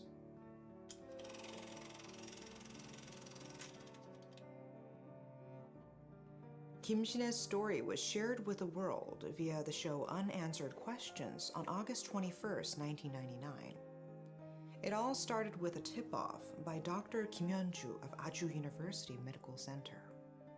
Kim, Burn who in is the now head of the sun? Korean No. Foundation of Rare I will Disease, teleport. met 𝔒𝔕 at a hospital. No need for travel. 𝔒𝔕 was hospitalized from the young age of 4 because of I will kidney just issues. materialize in front of you Dr. in an Kim instant. said 𝔒𝔕 stood out because of her parents. 𝔒𝔕's mother didn't take her daughter to the hospital due to religious Imagine a reasons, ghost of and Ellie neglected her hovering over you illness. saying, "Is it a But yay she or a admitted 𝔒𝔕 nay?" into Aju University Medical Center in That's July funny. of that year after her health rapidly deteriorated. My goodness. But 𝔒𝔕's father, who had parental authority, forced the hospital discharge of his daughter because of his religious beliefs. When Dr. Kim saw this, she requested help from a broadcaster so that 𝔒𝔕 could continue to receive treatment. According to Dr. Kim, 𝔒𝔕 was diagnosed with Wilms tumor, a type of childhood cancer, in 1995 when she was 5 years old. For Wilms tumor, with treatment at stage 4, the cure rate is over 80%. For 𝔒𝔕, the cure rate would have neared 90% if she removed the tumor and received treatment, especially because the tumor was detected very early. But even with the discovery of the tumor, 𝔒𝔕's parents left their daughter alone for nearly 4 years, saying Damn. she would be cured through the power of their faith. After Whoa. Dr. Kim's tip-off, Unanswered Questions program director Park Jung-sung met with 𝔒𝔕 and was overcome with shock. 𝔒𝔕, who was 9 years old at the time, had a lean figure as if she was starving and had a stomach like a pregnant woman. She weighed only 20 kilograms and had a 5-kilogram cancerous tumor inside of her. At the time of the Damn. broadcast, 𝔒𝔕's abdominal circumference was 85 centimeters or 33.5 inches thicker than the waist measurement of an average adult male. That wasn't the only thing that was shocking. The 9-year-old complained about her pain, telling her parents, "It hurts. I can't stand it any longer. I'm in too much pain." In response, her parents said, "Don't tell us, tell God," and did not. Whoa. Don't 𝔒𝔕's tell parents me. were introduced as Tell people your who made God. their 9-year-old What the daughter fuck? suffer unnecessarily because of faulty religious views. Her parents even rejected the production team when they tried to Oh, persuade you're in them to pain? send their daughter to the You have hospital to cancer? seek treatment. Don't tell me. Tell your 𝔒𝔕's God. father apparently had a What the revelation fuck? that God would cure his daughter. What a bitch even ass said he would be motherfucker of willing to a die with her. parent is that? He rejected conversations about the issue, saying it would be useless to take her to the hospital to see a doctor. The production team thought the parents believed in a pseudo-religion and visited the church they attended. The team suspected the parents were Jehovah's Witness believers. Oh That's no. because this Christian denomination believed in the refusal of military service and blood transfusions. Wait, But what? the production team found out that members of the church themselves tried to make 𝔒𝔕's parents take their daughter to the hospital for a long time. Basically, the Whoa. parents had their own set of That's like a religious sack of beliefs. rice? I know, 𝔒𝔕's right? father apparently quit his job after he became religious. At the time, 𝔒𝔕's mother, who was pregnant, was supposedly more focused on religion than having a baby. 𝔒𝔕 had 2 No, younger it's Korea. siblings, but their Korea, mother Korea. didn't make any effort to take care of them either. 𝔒𝔕's mother told her daughter that God will come this year and told her to endure. Life was so hard for 𝔒𝔕 that she even told her parents to kill her. Damn. That Pastor is so Kim In-tae, sad, who man. led the Shalom Hospice mission at the time, also tried to persuade 𝔒𝔕's parents, and they requested the production team seek out ways to get them to send their daughter to the hospital. The team sought out legal ways to get 𝔒𝔕 treatment, but it wasn't easy. In 1999 in South Korea, parents had ultimate authority over their children. Not even the country could step in to block the actions of parents. Bruh. 𝔒𝔕's father and mother could have been deprived of their parental rights, but there was no president at the time.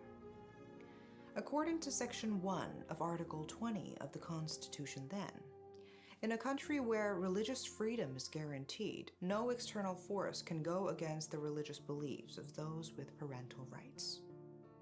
There was also the issue of whether 𝔑𝔮 would be able to endure the long legal process as her health continued to deteriorate. 𝔑𝔮 faced an urgent situation.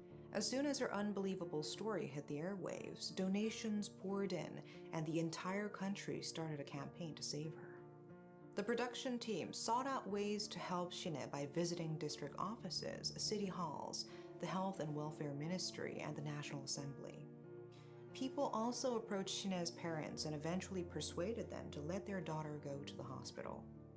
They changed their minds again and again, and finally the pastor in charge of their church blocked them. The scene of transporting 𝔑𝔮 to the hospital was like a 007 operation. Then President Kim Dae-jung, who watched the broadcast, said this was a case of parents' religious convictions clashing with the right to life of their children. The child welfare law, which was pending at the National Assembly, was quickly pushed through. President Kim ordered officials to come up with fundamental measures to prevent such cases from happening again. 2 months later, the National Assembly passed a revised child welfare law. This provided safeguards that would limit parental rights in similar cases to 𝔑𝔮's, so that children in need of medical attention could receive treatment with the consent of their parents. While 𝔑𝔮's parents allowed their daughter to be treated, they refused any kind of surgery. 𝔑𝔮 received treatment like an adult, without any groaning due to the pain. But her parents continued to be stubborn, and this created negative public opinion. 𝔖𝔭𝔬𝔦𝔯𝔦, who was the head of the Public Security Department at the prosecution at the time, threatened to book 𝔑𝔮's parents as suspects of child abuse if they didn't agree to the persuasion and limit their parental rights. 𝔖, who was known to be a devout Christian, summoned a prosecutor in charge and 𝔑𝔮's parents. 𝔖 successfully persuaded the parents, saying that God could cure the disease through the hands of doctors, and received a signed surgery consent form. 𝔑𝔮, who didn't even have the energy to write her mother a letter while she was receiving treatment at the hospital, apparently welcomed her father when he came to visit her with open arms and without any resentment. It was determined I remember that one 𝔑𝔮 could senior I have had surgery was also in safely J at the end Witness. of November Yeah. of that year, after the tumor shrunk from receiving cancer treatment. Professor 𝔐𝔬𝔬𝔦, the doctor in charge, delivered the hopeful news that 𝔑𝔮's waist measurement decreased to 77 centimeters from 84 centimeters after cancer treatments. Adding the surgery would be more than 70% successful. Nurses also said 𝔑𝔮 had a strong will to live. After a few complications within some 5 months of being hospitalized, 𝔑𝔮 had a successful surgery at Samsung Medical Center on November 22nd. The operating surgeon said 𝔑𝔮 could have a normal life if she received regular treatment for about a year. A year later, after her surgery, there was news that she had put on some weight and was starting to go to school again, making the entire country happy. But 3 years after her surgery in 2002, the show revealed that 𝔑𝔮 passed away earlier that year in May, 1 week before the Korea-Japan World Cup started. Even after she received cancer treatment and had a successful surgery, 𝔑𝔮's parents refused further treatment and forced her to be discharged from the hospital, saying that prayer would cure her. They didn't track how her cancer was progressing or take her in for a checkup. They just neglected their daughter and abandoned her at a prayer center. A civic group, which was formed from donations for 𝔑𝔮, got a restraining order for her father, and 𝔑𝔮's mother and younger siblings What's the were reason? sent to a shelter. Archna, do you know what's the reason why they won't accept blood transfusions? Is there like an explanation that they would share with their followers, like, oh, you should not do this because this is why, or something? I'm no shade to people who follow this religion. I'm just curious. It's considered unclean? Hey, yo. Okay, I see. It's a word of God. Oh my goodness. All right. At the end of 2000, 𝔖𝔕's father committed suicide. Jehovah's Her mother was Witnesses. diagnosed They with don't aphasia accept due to blood shock, transfusion. and her younger siblings apparently. were sent to orphanages. You could say that her parents received retributive justice, but it's unfortunate what happened to their children who were blameless. Cancer recurred in 𝔖𝔕, and a few weeks before she died, a program director visited her in the hospital. She is said to have only stared at the hospital wall during the visit and didn't look at the program director in the face. She couldn't trust anyone after being betrayed by her parents. This case showed parents who were unqualified to be parents, as well as them ruining the lives of their children. Child abuse is taken seriously in the United States, and if this kind of case arose there, the parents would have been deprived of their authority and not given a second chance. That fact makes this case so regrettable. Parental rights were maintained even with the intervention of the entire country, including the president. It's so dark. 𝔖𝔕, who died at the age of 12 No, we don't in need that dark. 2002, would It's have too been dark. 33 years old today if she had a normal life.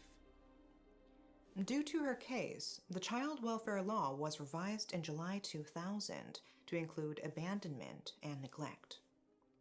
But people are still passive about depriving parents of authority in South Korea, even to this day.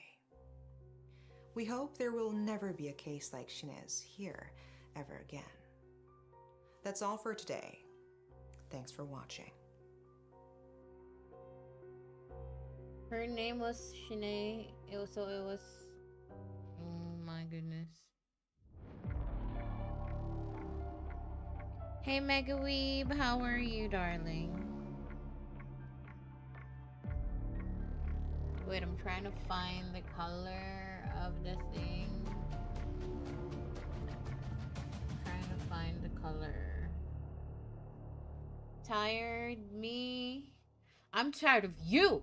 The Burning Sun case I'm in tired South of you. Korea, which came to light over 4 years ago, sent shockwaves through the K-pop I'm kidding. industry, as well as shook the country. It began as a scandal involving popular K-pop artists such as Seungri of boy band Big Bang and others. But then, it turned into something more complex and far worse. It exposed a web of illegal activities, corruption, and abuse of power involving figures in the entertainment industry and police. Today we will take a closer look at the wide-ranging case. Here is the Burning Sun case.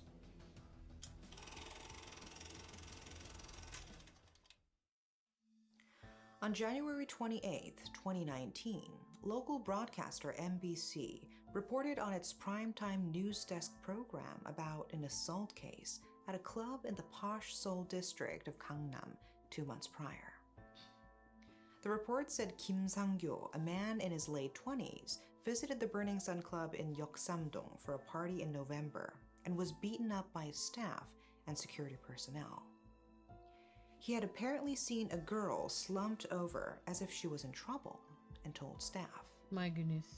Instead of getting help, he was reportedly dragged outside, pushed around, punched and kicked by staff members and bouncers. Kim called the police and reported this incident. But when authorities arrived, he was dismayed as they handcuffed him as if he was the assailant without even looking into exactly what happened. Kim said police didn't even listen to what he had to say and even hit him in the process of his arrest and at the station he was taken to. Police denied these claims at the time, but this report and others that followed that week showed that excessive force was used on Kim by police when he was apprehended, according to black box and CCTV footage. Immediately after the report, Kim posted another CCTV video to an online community showing a woman who appeared stoned being dragged by her hair into a VIP room by a man who seemed to be a security guard. Trying to grab the laptop and desk on the way, she appeared to be desperately seeking help from the staff, but was ignored. From then on, Hi, Kane. women began sharing their Hello, horrific Chimera, darling. How are experiences you? in that club. And this was just the beginning of the case. News Desk began covering tip-offs they received weeks before, as well as accusations after the first report about Burning Sun. They were all from women and all very similar. One of the women claimed that she was raped well, by a I don't man want to from talk about Thailand. this case.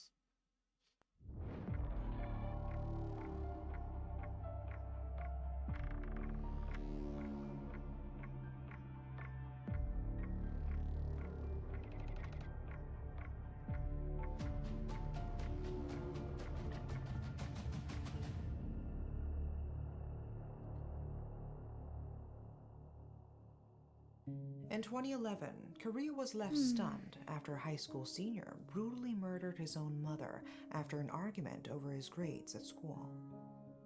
What was even more disturbing was that he spent the next several months living with the corpse of his dead mother. Perhaps he still felt a sense of attachment despite the hatred he felt towards her. The relationship between children and their parents can become codependent, bound tightly by blood. In cases of patricide or matricide, the motives for the crime are often emotionally complicated, straddling a thin line. It involves between feelings of some love K-pop and betrayal. idols, and I don't like At it. the end of the day, mothers and fathers That are the case pillars involves of a their lot of children's K-pop lives, who should be celebrities. their main source of security and comfort. What kind of parents have you been to your children lately? This is the murder case of a mother in Seoul's Guidong neighborhood.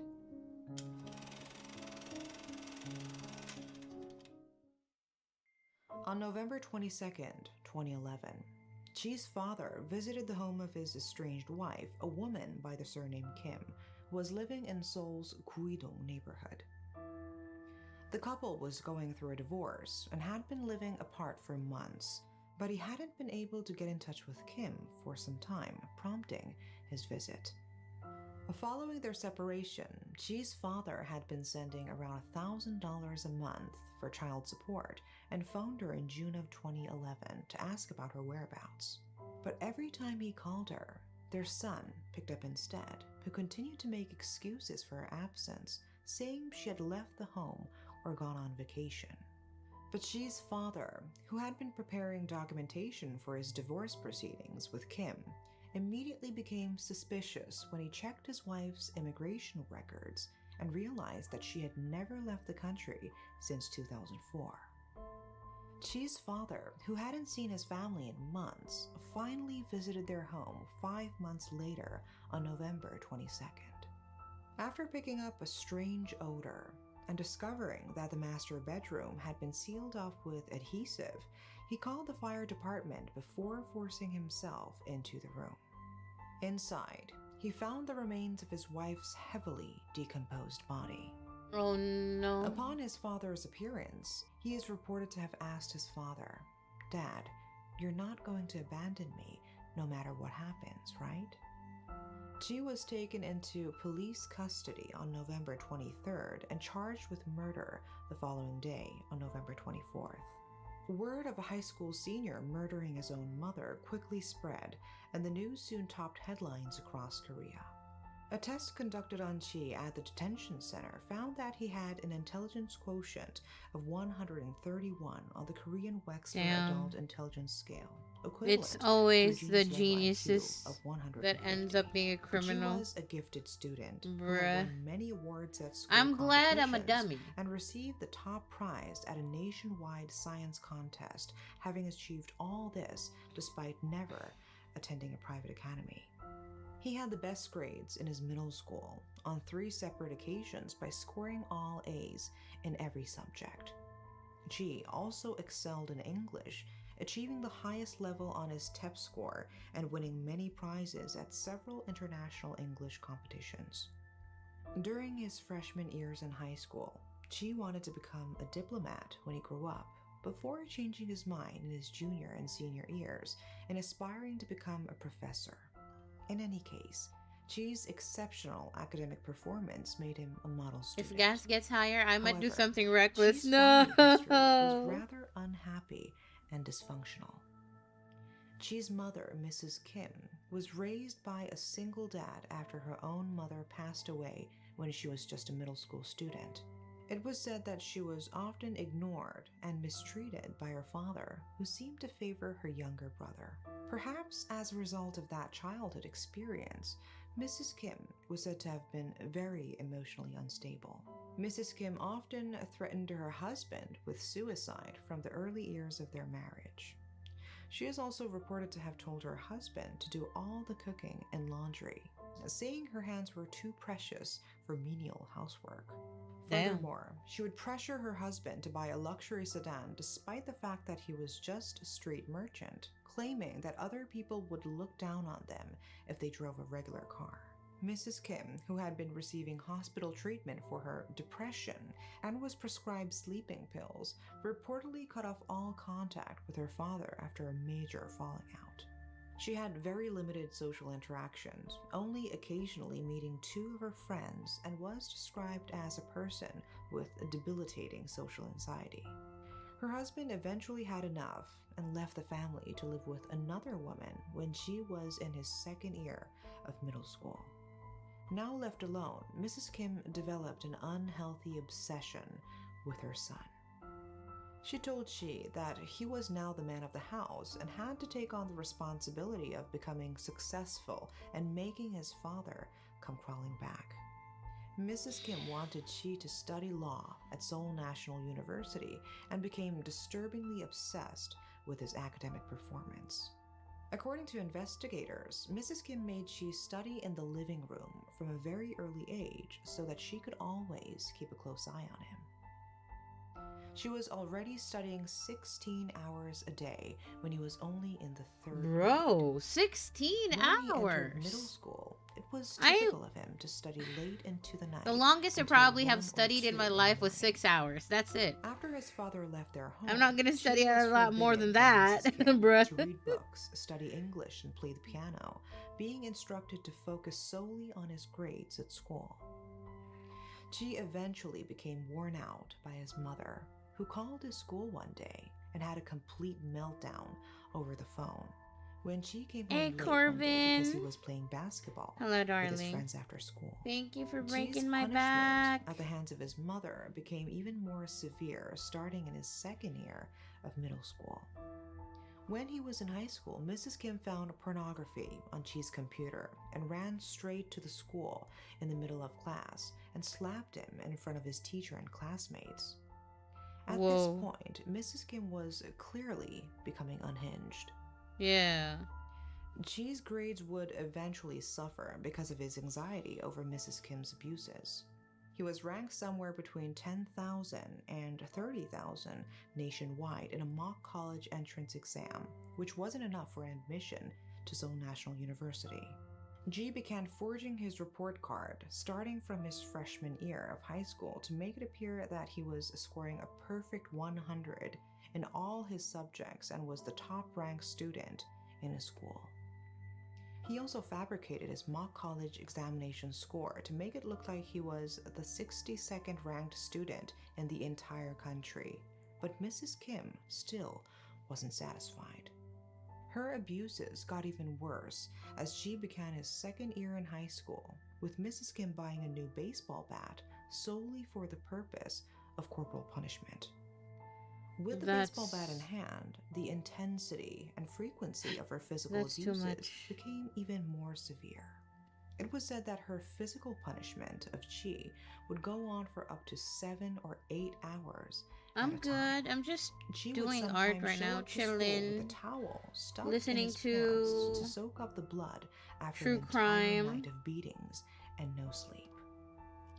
In an interview with the media, 𝔒𝔥's friends recalled seeing bloody bruises on his thighs and buttocks when they went to a public bath together.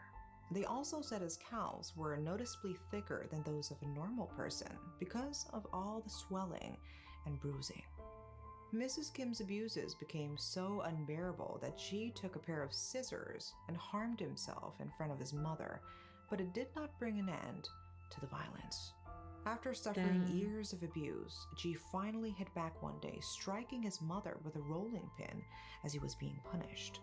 Mrs. Kim had to get stitches on her head and a metal implant for a fractured right arm, but it did nothing to deter her from continuing to abuse Chi. Chi said that Mrs. Kim stopped feeling like a mother to him, and going to college to live separately from his mother became his only goal. Then came March 12th, which was only 2 days away from a parent-teacher conference at his school. G became terrified that Mrs. Kim would find out he had forged his grades to make it look like he was the 62nd ranked student in the nation when he was somewhere around a 4,000th place in reality. He dreaded the punishment that was sure to follow and decided that he wasn't going to let that happen. At the time, G had already gone 3 days without any food, on the orders of his mother, who wanted to teach him a lesson about appreciating the value of nourishment. On March 12th, from 11 p.m. to 8 a.m. the next morning, she was once again beaten all night for falling asleep while studying the day before. She had to endure a sleepless night once again and was beaten 200 times with a baseball bat and a golf club.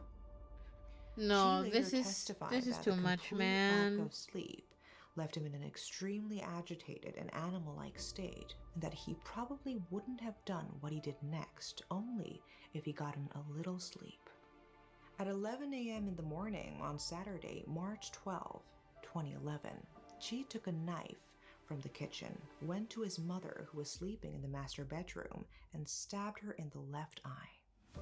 Mrs. Kim immediately started resisting, and in a final, desperate attempt to discourage her son, told Chi that he would never be able to live a normal life if he goes through with what he was about to do next. Chi told his mother, "Mom, you just don't know it yet, but you're probably going to try and kill me tomorrow. It was always going to happen one day when I look at the path you are on. There are so many things you don't know about me, Mom. I'm sorry." She raised his knife and stabbed his mother twice in the neck, leaving her dead on the spot. She left her mother where she lay dead in the master bedroom over the weeks and months that followed. When summer arrived, along with maggots and the stench of her decomposing remains, he glued the door of the master bedroom with an industrial-grade adhesive to prevent the odor from escaping. Chi kept his mother's body hidden for 8 months, and he was reportedly tormented by guilt and dreams of his mother when he slept at night.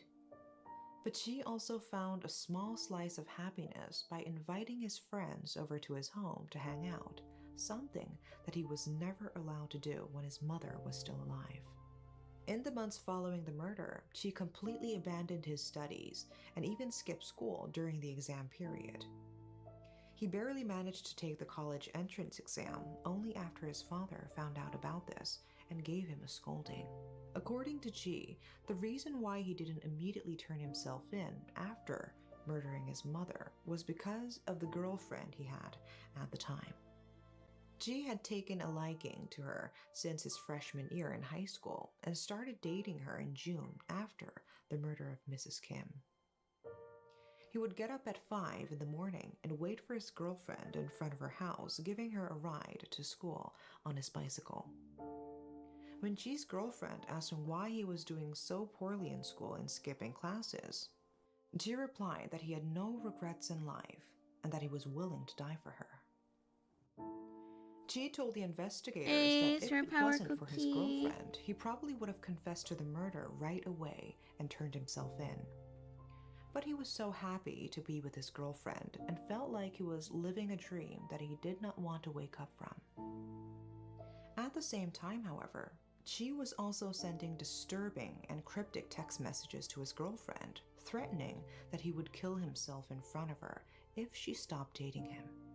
His behavior was eerily similar to that of his mother, who routinely threatened her husband with suicide during their honeymoon period. Following his arrest, Chi asked his father to bring him a pizza to his prison cell and appeared calm when he took part in the later crime scene reenactment, raising many eyebrows among the public. This coupled with the fact that he lived with the corpse of his dead mother for 8 months, might lead some people to conclude that 𝔒𝔥 was a psychopath. According to experts, however, these are also classic symptoms of dissociative identity disorder and chronic fatigue syndrome that are common in those who've experienced childhood abuse and trauma. In a nutshell, 𝔒𝔥 may have been in a state of avoidance or denial in trying to live a normal life, while thinking to himself that what's happened has happened and that there was no going back. When asked by the investigators why he never moved the body, 𝔒𝔥 replied that he had no willpower to do anything at that point and didn't want to bother himself by thinking about the best way to dispose of the body. Experts pointed out that despite being plagued by guilt deep within his subconscious, 𝔒𝔥's ability to suppress his emotions along with the sense of liberation he felt following the death of his mother may have allowed him to live a semblance of a normal life.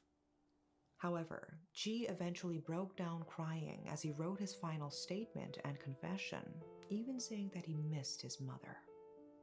It was also discovered that 𝔒𝔥 had visited That is 𝔐𝔬𝔬𝔦𝔯𝔬 so province sad, with his man. girlfriend following the murder, Vape Lord, perhaps hi. suggesting that he was reminiscing about his mother with whom he traveled there when she was alive. The relationship between 𝔒𝔥 and his mother wasn't always bad, and they had gone on trips to the coastal city of Gangneung during every winter break since he was young. According to neighbors, they were also seen holding hands and riding a bicycle together to go out for dinner on many occasions. The framed photographs of 𝔒𝔥 and his mother were also left untouched where they were in the living room, even after Mrs. Kim was murdered. During the trial, 𝔒𝔥's attorney argued that he was acting in self-defense, pointing out that she was being beaten and had been starved for 3 days. However, the prosecution took an uncompromising stance, citing the serious nature of matricide.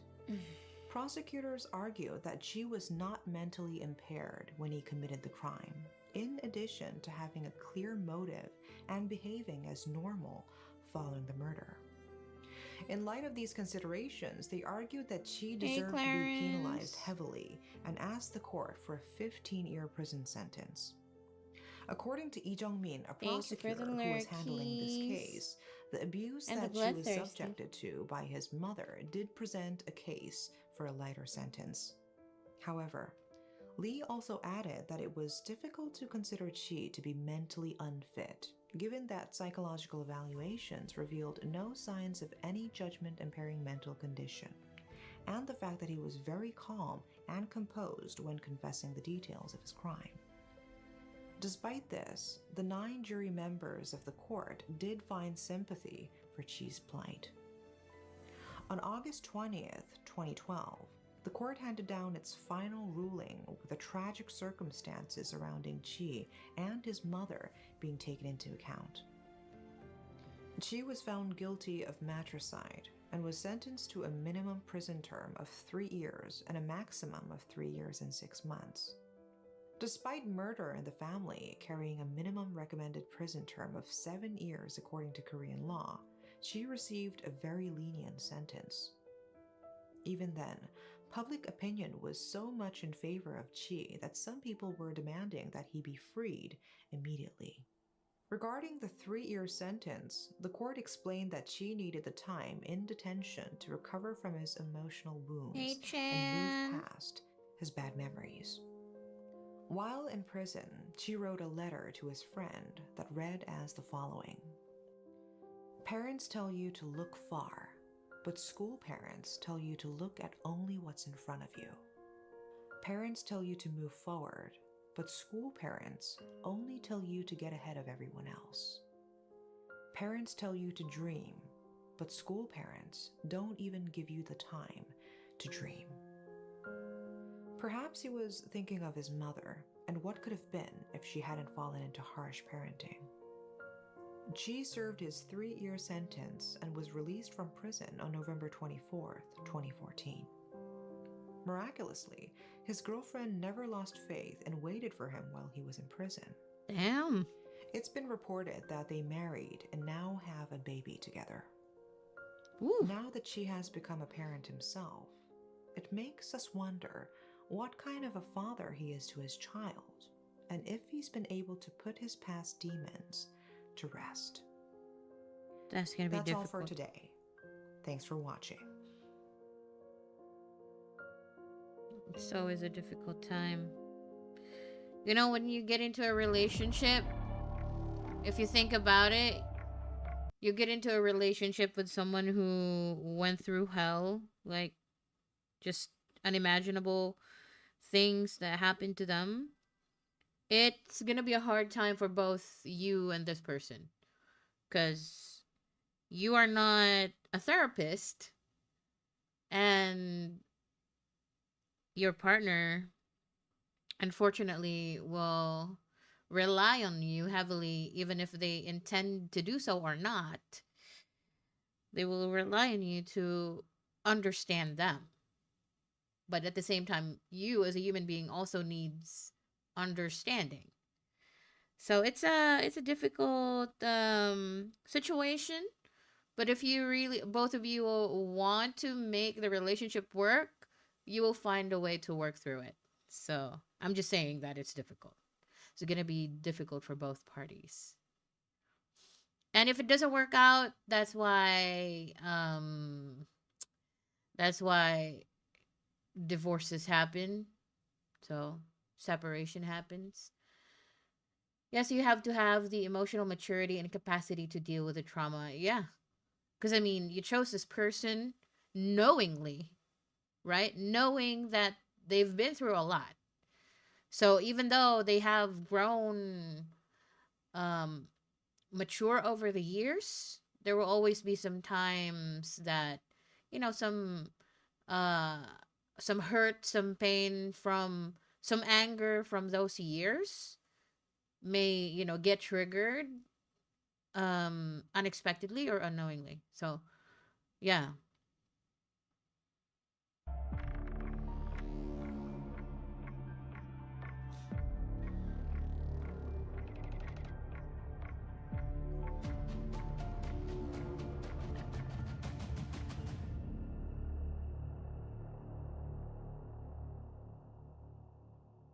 Sexual assault is often referred to as soul murders by the press, as victims are left with physical, psychological, and social after effects. There is a devil-like man who raped as many as 184 women during a period of 7 years. How could this sexual assault continue for 7 years in one region? Many of the victims said they didn't report it because they were scared, as well as for the humiliation they would face. Today, we will take a look at the story of a serial rapist, 𝔐𝔬𝔬𝔦𝔯𝔬 who was known as the 𝔑𝔕𝔕 ℵ𝔲𝔲.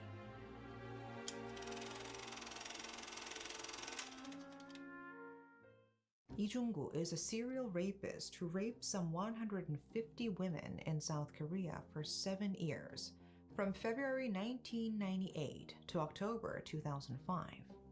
Lee, who was arrested in 2006, was confirmed to have committed 77 crimes through DNA identification and 114 crimes using the same method. Officially, 165 people suffered at the hands of Lee. Damn. If you count attempted cases, the total is 184 people. The 77 crimes that were confirmed through DNA identification included rape, robbery, and theft. In court, Lee accepted the charges, and the number of his victims shrunk to 127. The fact that the court didn't recognize the crimes doesn't mean the victims didn't suffer. At the time, he was called the 𝔑𝔕 ℵ𝔲𝔲. ℵ𝔲𝔲 is a slang word used in Korea for serial rapist. It's a word that describes suspects carrying out crimes and then quickly covering their tracks. The 𝔑𝔕 ℵ𝔲𝔲 case can be traced back to 1996. At the time, atrocious crimes were carried out targeting women who lived alone in studios in Daejeon. They stirred public sentiment and spread throughout Daejeon, but DNA identification officially started to be used by police in Korea in 1997. Then, in February 1998, a woman in her 20s who was really drunk got in a taxi. The taxi driver took a wrong turn. The taxi fare came out to be more than she thought. That angered her, and she complained. She counted the money and threw it on the face of the taxi driver. A few days later, a man paid her a visit and trespassed into her home through a window. Then the man mercilessly raped her. She knew that it was the taxi driver from a few days earlier, and she reported the incident. But there was no CCTV cameras at the time and no DNA identification technology, and so there was no progress in their investigation. This continued despite a number of reports. Daejeon police started to gather in 1999 the semen and body fluids that were collected from the victims. They created a database through DNA identification and found out that the suspect in dozens of cases was the same person. But it wasn't easy finding the suspect, who was very elusive and made efforts not to leave too much evidence behind. He was known as the Daejeon 발발이. There was a rumor that DNA identification would be carried out on all men in Daejeon. The media took interest in the Daejeon 발발이 case. But there was no progress in the investigation, and victims continued to be reported. The case was left a mystery and was classified as unsolved. But then, amid slow progress in the case, a clue emerged 6 The years tomatoes later. don't work? On January 10, 2005, Wait. there was a rape in Cheongni-dong in Daejeon's Taedok district. The victim Oh, yeah, said in a you're right. statement that Hold the on. suspect entered through a window and he really smelled. She said the suspect looked like he was in his early 20s. Police then requested to the National Forensic Service DNA identification. and Okay, it found should that it work was now. that of Daejeon 발발이. There was another terrible case on April 17. You can kiss the ass if you want. When 3 Feel people free. were raped. A Click DNA on the screen to identification kiss of the body ass. fluids again pointed to the Daejeon 발발이, and this was reported to the press. 발발이's DNA was found yet again in a rape case in Nonsan on June 15th. This led to an article criticizing police for their incompetence. The pressure on police grew. Eventually, detectives from the Dongbu police station in Daejeon started to gather rape case data from the entire country. Yu Dong-ha, who was recently appointed as the chief of detectives at the Dongbu police station at the time, was interested in unsolved cases, so much so that he and his detectives collected data from 1999. Their analysis of the data showed that 발발이 carried out crimes in Daejeon until June 2003, and in July of that year went over to Cheongju and raped women there. Then 발발이's DNA was found in sexual assault cases all around the country, including Jeonju, Yongin, and Daegu. Damn, this Based on man is testimonies crazy. that the suspect was short, police excluded people who were over 170 centimeters tall from their list of suspects. Lee Jung-gu has a small figure at only 157 centimeters tall. At the time in 2004, the average height of Korean male was 169.4 centimeters and 159.6 centimeters for women. Detectives narrowed down their suspects considering that the person they were looking for was shorter than the average height for both men and women. Police started to look into an unusual habit of Lee Jung-gu's using a knife or scissors to cut towels into pieces and using the strands of towel to tie the fingers of the woman he raped together. No DNA was detected from those acts, but it did reveal similarities to a rape case in Gwangju on January 4th, 2004. Fortunately, a CCTV camera was installed for that case. It was a time when CCTV cameras were not very available. 발발이 carried out these crimes on women who lived in studios and alleyways. Footage from the camera was a very important piece of evidence for authorities. Police carefully analyzed CCTV footage from the 2004 Gwangju case and the 2005 Nonsan case and found that the same car appeared in both videos. Of course, before they compared the DNA from the two cases, they could not say the owner of this car was their suspect. When police visited the owner of the car, he said, "I will go put on some socks," and he went inside his home and fled through a window. Police raided this home and found a cigarette butt of the man's 21-year-old university student's son. When this was compared to 𝔑𝔑's DNA, they found a father and son relationship. A year after the investigation was relaunched on January 10, 2006, the true nature of the 𝔑𝔥 𝔑𝔑, who started in Daejeon and carried out crimes nationwide, was revealed, and that was 이중구.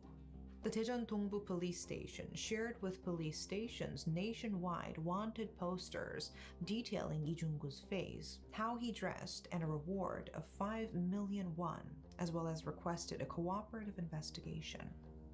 At the same time, 20,000 copies of the wanted poster was distributed to multi-use facilities such as subway stations, bus terminals, and department stores, virtually making it impossible for the suspect to move around. Then, around 4:30 p.m. on January 19, 2006, some 20 Daejeon detectives who were dispatched to Seoul found out that 이중구 was playing online games at a PC room in Cheonho-dong in Seoul's Gangdong district and arrested him. How did they find out that Lee was at the PC room?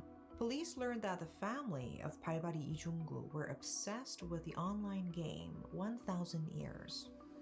A police officer was taking part in a stakeout at the time, saw that his wife and son were chatting with a certain game character, and suspected that it was 이중구.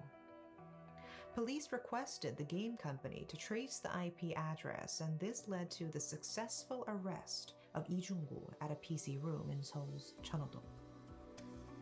Surprised by the sudden appearances of detectives, 이중구 resisted, but then said, "I'm relieved," and cooperated with authorities. When the press asked, "Do you have anything to say to the victims?" he said, "I made a mistake," and he was taken to the lockup. 이중구, who committed crimes across the entire nation, including Daejeon, for nearly 8 years, was a middle-aged man and the breadwinner of this family. He had a university student son and an office worker daughter. His parents died when he was in his 5th grade and was abused by his siblings.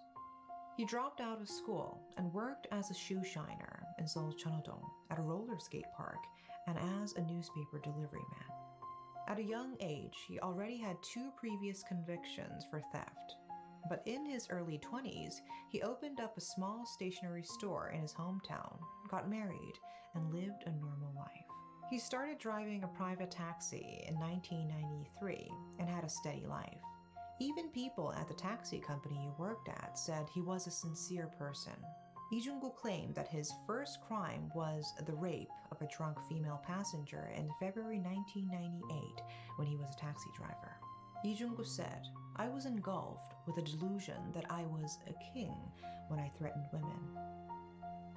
He started by targeting workers at adult entertainment facilities, followed by housewives, office workers, saleswomen, unemployed women, and pregnant women. He said all the testimonies from the victims of a red hat, bad smell, a wanderer, psychopath, and orphan were all his schemes. At the time, many victims said the suspect smelled really bad. That's because 이중구 raped the victims after he played early morning soccer. The bad smell testimonies even prompted police to think the suspect was either a homeless man or a cleaner, and even went as far as looking into some 540 employees of a cleaning company. They wasted a lot of time and manpower on this investigation.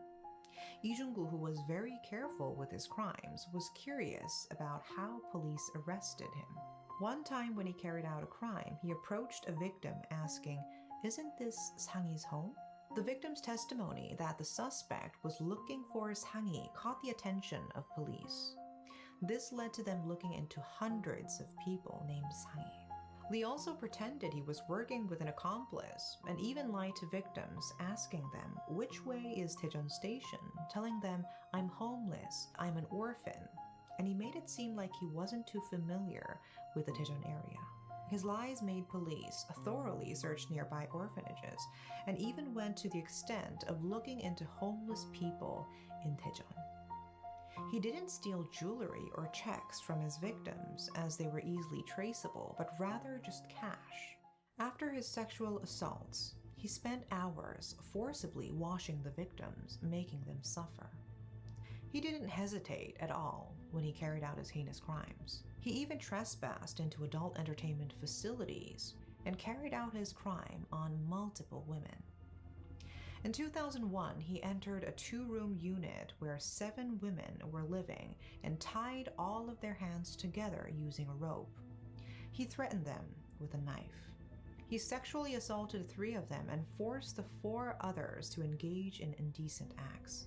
One time, Lee trespassed into a home of a woman who was living with her in-laws and children and told her, "If you scream, your in-laws will hear you," and threatened the woman. Lee even sexually assaulted the same woman twice, 3 months apart, and he is said to have mocked police, saying that they would not be able to catch him. While he carried out his crimes, Lee gave his victims various orders. He told them to tell me you love me, beg more, or think about yourself and don't report me. He even sexually assaulted a friend of one of his victims who had brought her money. He had a fanatical view of money, a view that thieves and rapists often have. Surprisingly, Lee didn't use the money he had taken from his victims, but rather saved all of it. He took a total of 47 million won from over 100 victims. When he was arrested, he had 140 million won in his bank account. That means there could have been even more victims who didn't report his crimes. On July 30th, 2007, the Daejeon District Court sentenced Lee to life in prison, saying he needs to be separated from the world forever so that he doesn't hurt anyone else. Korean police used their experience from the 발발이 이중구 case to solve for the next 2 to 3 years some 40 serial sexual assault cases, including the military 발발이, 갈마동 발발이, 청주 발발이, and Gyeongsang Province 발발이 cases. During the investigation, one police officer asked Lee if he felt any guilt sexually assaulting his victims as the father of a daughter himself. He answered, "If my daughter suffered like that, it would be distressing," and he lowered his head. He actually cherished his daughter and worried about her coming home late at night, as well as kept her away from unfamiliar men. His daughter came to visit her father and told him, "Be strong, Dad," and consoled him. He is said to have held her hands and cried. The fact that he thinks his daughter is important and not the daughters of other people shows the selfishness of human beings, making this case leave a bitter taste. That's all for today. Thanks for watching.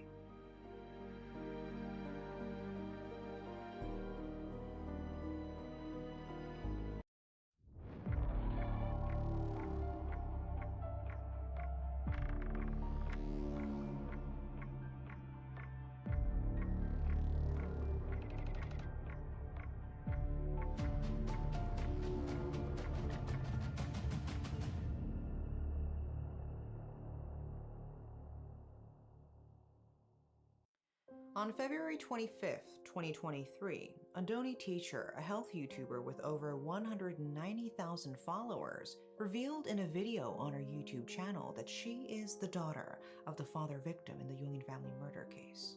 This brought the case back into the spotlight. Her older stepbrother killed her stepmother, father, and younger step-sibling during a time of less than 5 hours. Andoni Teacher said she still cries when she pictures her father's body slashed up and in the trunk of a car. She said that she started a YouTube channel with the hopes that the suspects could be punished after publicizing what happened.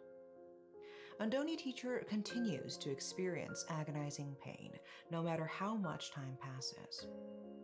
Today we take a closer look at this unforgettable case, the Yongin family murder case, when in 2017, a wife and her husband killed his biological mother, stepfather, and step-sibling.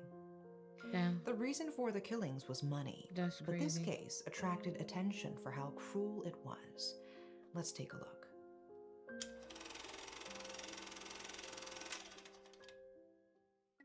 The case began on October 25th, 2017. Around 11 p.m., a woman went to the apartment of her older sister surnamed Lee in the Choin district in the Gyeonggi province, city of Yongin. The woman visited her older sister's home because she was unreachable for a few days. When she saw the apartment's security code had been changed, she called 119. When firefighters and police arrived at the apartment, they saw that the door to Lee's home was locked. And so they roped down from the floor above and entered the apartment unit. According to firefighters and police at the time, the apartment had been thoroughly cleaned and no one was home. Then one firefighter was looking through the master bedroom and found something covered in a blanket on the veranda. It was a person's foot. 2 bodies were found covered in a blanket. They were the bodies of a 14-year-old boy surnamed Chun and his mother surnamed Lee.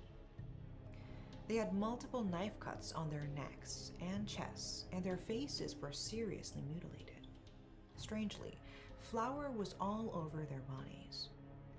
The day after the discoveries of the bodies of the mother and son, the stabbed body of the father of the family was found in a rental car in the basement parking lot of a condo in Gangwon province. That man was the father surnamed Chun, a workout YouTuber and Undoni teacher. Police looked at CCTV footage and determined that the family's oldest son, 35-year-old Kim Sung-kwan, entered the home 4 days before the bodies were found on October 21st. He was made the prime suspect in the case. Let's delve deeper into what happened that day. The prime suspect is said to have received financial support from his mother for 2 years after he got married. Their relationship soured after Kim kept on asking for money and his mother kept on refusing. Kim decided to kill his mother to extort money. He visited his mother's home and brutally killed her and his younger step-sibling. After the killings, he is said to have carried out his mother's cell phone and answered her calls. That's not all. He is said to have called up his stepfather. His stepfather, who was meeting with local alumni, left the scene when he received a call Thank you from for his the stepson, bloodthirsty. Kim and his stepfather got into a car together and headed for Gangwon province. Kim told his stepfather that they were going to Gangwon province to see a pension that was up for sale. Then around 8 p.m., at a rest area along a quiet road in Pyeongchang, which had no CCTV cameras, Kim attacked Chun with a knife and murdered him. Kim didn't just stop there. He loaded his stepfather's body onto the trunk and headed to a condo in Hwangseong, where his wife and kids were. The following day, a day before he was supposed to check out, Kim left the body of his stepfather in the rental car in the condo's parking lot and headed for Seoul. Then on the next day, Kim Sung-kwan withdrew a large sum of money from his mother's account and departed for New Zealand with his wife and 2 young daughters, one of them 2 years old and the other 7 months. After carrying out his crimes, Kim Sung-kwan withdrew some 120 million won a number of times from his mother's account. He exchanged the money to New Zealand dollars, around 100,000, showing how meticulous he was in his planning. He was also found to have purchased 3 million won worth of luxury goods from duty-free stores and spent another 1 million won for a total of 4 million won of shopping. When they arrived in New Zealand, they purchased a Mercedes SUV as well as new furniture. They basically began a new life. Overseas Koreans in New Zealand thought something was off about Kim's family, and this led to tip-offs. Kim's family had all of a sudden moved to a luxurious home in a new city and bought many home appliances. This was suspicious to overseas Koreans there, and so they reported it to Korean police as well as the Korean consulate there. The consulate worried that Kim might flee. The consulate reported Kim's history of theft to New Zealand police, and he was arrested. His wife Chong reportedly denied any knowledge of the murders. In a call with her family, who told her to come back to Korea, she said Kim was arrested for some theft back in the day, but he will be released soon. Their plan to carry out the perfect crime and move to New Zealand started to fall apart. Eventually, on January 11th, 2018, Kim Sung-kwan, the prime suspect, was repatriated back to Korea some 70 days after the crime. Chong took her kids and voluntarily returned to Korea. He told Korean police, "When my mother remarried, I didn't have a good relationship with her new family, and I had financial troubles with them, so I accidentally carried out this crime." He said in his testimony that he carried out the crime alone. Bruh. He said that he accidentally crazy. killed his mother while fighting with her, but police said the fact that Kim prepared a knife and used a rental car to take his stepfather to Gangwon province for a potential pension business made the crime premeditated. Kim is said to have been at the condo with his wife and kids a day before the case. He is said to have called the condo's front desk to talk to his wife, surnamed Chung, because she didn't have a cell phone. Kim is said to have told his wife, "I caught 2, and there's only 1 left." But this phone automatically recorded calls, and this recording was a decisive piece of evidence. It was helpful when questioning Kim, who was accused of murder, and his wife Chung, who was accused of being an accomplice. His wife Chung continued to deny any knowledge of the crime as instructed by her husband. Kim Sung-kwan lost his father at a young age and was raised by his maternal grandmother. His mother was considerate enough to get remarried when Kim was an adult. Kim and his mother apparently talked on the phone often too. His mother's love for her son was said to be extraordinary, sending him to study in New Zealand and providing him with all the financial support he needed. The problem was with Kim Sung-kwan. His mother, who had provided him with living expenses and other financial support, stopped sending money in August 2016 after she got remarried. Hey, His mother is said to have refused to meet him on October 2017, and so investigators believed he carried out the crime to steal her wealth. When he carried out the crime, Kim is said to have been in debt with his in-laws around 60 million won, and with financial institutions 5 million won. His wife Chung is said to have been in debt with financial institutions 15 million won. He was also known as a habitual liar. He is said to have lied to his wife Chung as well as those around him. He introduced to everyone that he was an executive director at a global construction group in the United Kingdom and was an elite in the construction industry in New Zealand. He said he would soon inherit 2 buildings from his paternal grandfather. He also told his sister-in-law and his acquaintance's daughter that he would get them jobs at the group he was working for, and that he would provide support for them to study abroad. But in actuality, Kim worked odd jobs at a New Zealand construction site, and his paternal grandfather was living in the countryside as a recipient of basic living. How was your The mother, who had Easter, by provided the financial way? support for 2 years after Kim got married, rejected him after he kept on asking for money. He kept on lying to those around him, and he was desperate. That is when he is said to have planned to escape to New Zealand. From then on, he started a rumor that his mother was trying to steal his wealth. Even his in-laws thought she was the evil person because he said she threatened him to Hopefully kidnap and me kill their granddaughter. next. Experts said the reason for Hopefully Kim's I get actions hired was soon because as he wanted to well. make others the bad guy Me to want cover up job. for his lies. They said that he blamed his mother for everything, and he could have started to believe his own lies. In other words, he was a pathological liar. He made his mother evil, and he was eaten away by his own lies. He even insulted his mother and step-sibling after he killed them, telling his wife at the time, "I hunted down I was in a 2." cruise. There was Only a drinks. massive Hey, amount yo, of sympathetic let's public opinion at go. the time, as Kim's lies Just basically nice. deceived his wife Chong. She was told by her family that Kim lied a lot and not to trust him. But she is said to have trusted Kim and depended on him.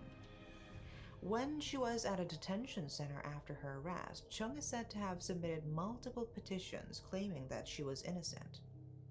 She said, "My mother-in-law tried to kidnap and kill my daughter, and so I had no choice." Even when she was detained, she believed that her husband's lies were true. Experts said she might have been too accustomed to her husband's lies, that she was unable to break away from them. On May 24, 2018, the court handed Kim Song-kwan life in prison and his wife Chung 8 years behind bars. Chung was charged with abetting and not conspiracy to murder. Prosecutors appealed, but they received the same sentences during the appeals On your trial. own cruises whisper passenger. Chung's sentence of 8 years was confirmed, Oh, and dang. she will be released in 2025. Let's go. At the time, the court said she did suggest the use of sleeping pills to her husband when he killed his mother, but didn't instruct him how to act. His wife Chung did use a tablet PC to search for carotid arteries, cutting deeply, and hammers, as well as search for the handing over process for criminals who have fled overseas. She could have intervened further, but she said the tablet PC was her husband's and not hers. Chung did present a note of protest in front of reporters. It read, "I didn't do it for the money. I did it to save my daughters. What parent wouldn't be mad if they heard that someone would kidnap and kill their daughters? I've been deceived by my husband for 3 years. Everything was a lie. Please help me." Pae Sang-un, a profiler who analyzed what Chung said there is a possibility that she was the main culprit. She said she was deceived by her husband, but there is the opinion that she could have gaslighted her husband, telling him that his mother's money was his money. The duty-free store shopping spree that they went on could have been to purchase items for the wife, as most of them were luxury bags and wallets for women. Damn. This made the public very angry. Chung, who entered the country with Kim, had 20 million won with her. Kim had killed his mother, taken out a large sum of money, and offered it to his wife. Chung, who have never met her wealthy in-laws after getting married, said she carried out the crime after being deceived by Kim. She said Kim told her about his crimes, but denied intervening. The fact that she was never recognized as an accomplice makes people uncomfortable. YouTuber Ondoni Teacher said Kim likely carried out the crime after his mother, who had taken such good care of him when he was younger, shifted her attention to her younger son. Hey, Alina, While Kim it's faces doing life okay. imprisonment, Chung will soon be released Just after listening serving to out some her true sentence behind crime. I hope you're bars. doing well. Profiler Pae Sang-un still questions the difference between the main culprit and accomplices, and deplores the fact that someone who aided in the murder of 3 people only gets 8 years in prison. That's all for today. Thanks for watching.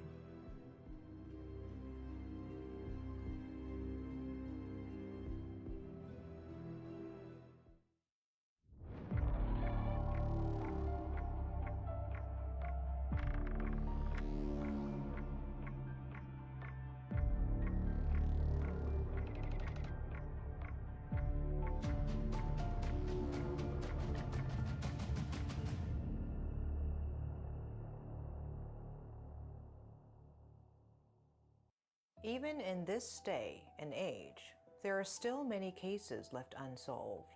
Most of them are classified as unsolved due to negligence during the initial stages of the investigation. But unsolved cases are not considered perfect crimes. In the future, science and determination can solve these cases. There is a case in Korea that remains unsolved to this day, but officials are continuing to look for the suspect. It's the Pocheon middle school girl murder case from 2003. The case involves Hyuna, a second-year middle school student who was killed on November 5th, 2003 in the city of Pocheon in Gyeonggi Province. Today we will take a look at one of the most popular unsolved cases from Korea, the Pocheon middle school girl murder case, also known as the manicure murder case.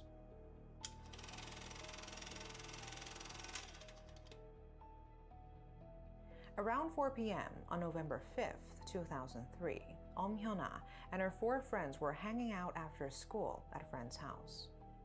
They lost track of time, and Hyuna, who promised she would be home at a certain time, was late. She decided to take a shortcut alley home.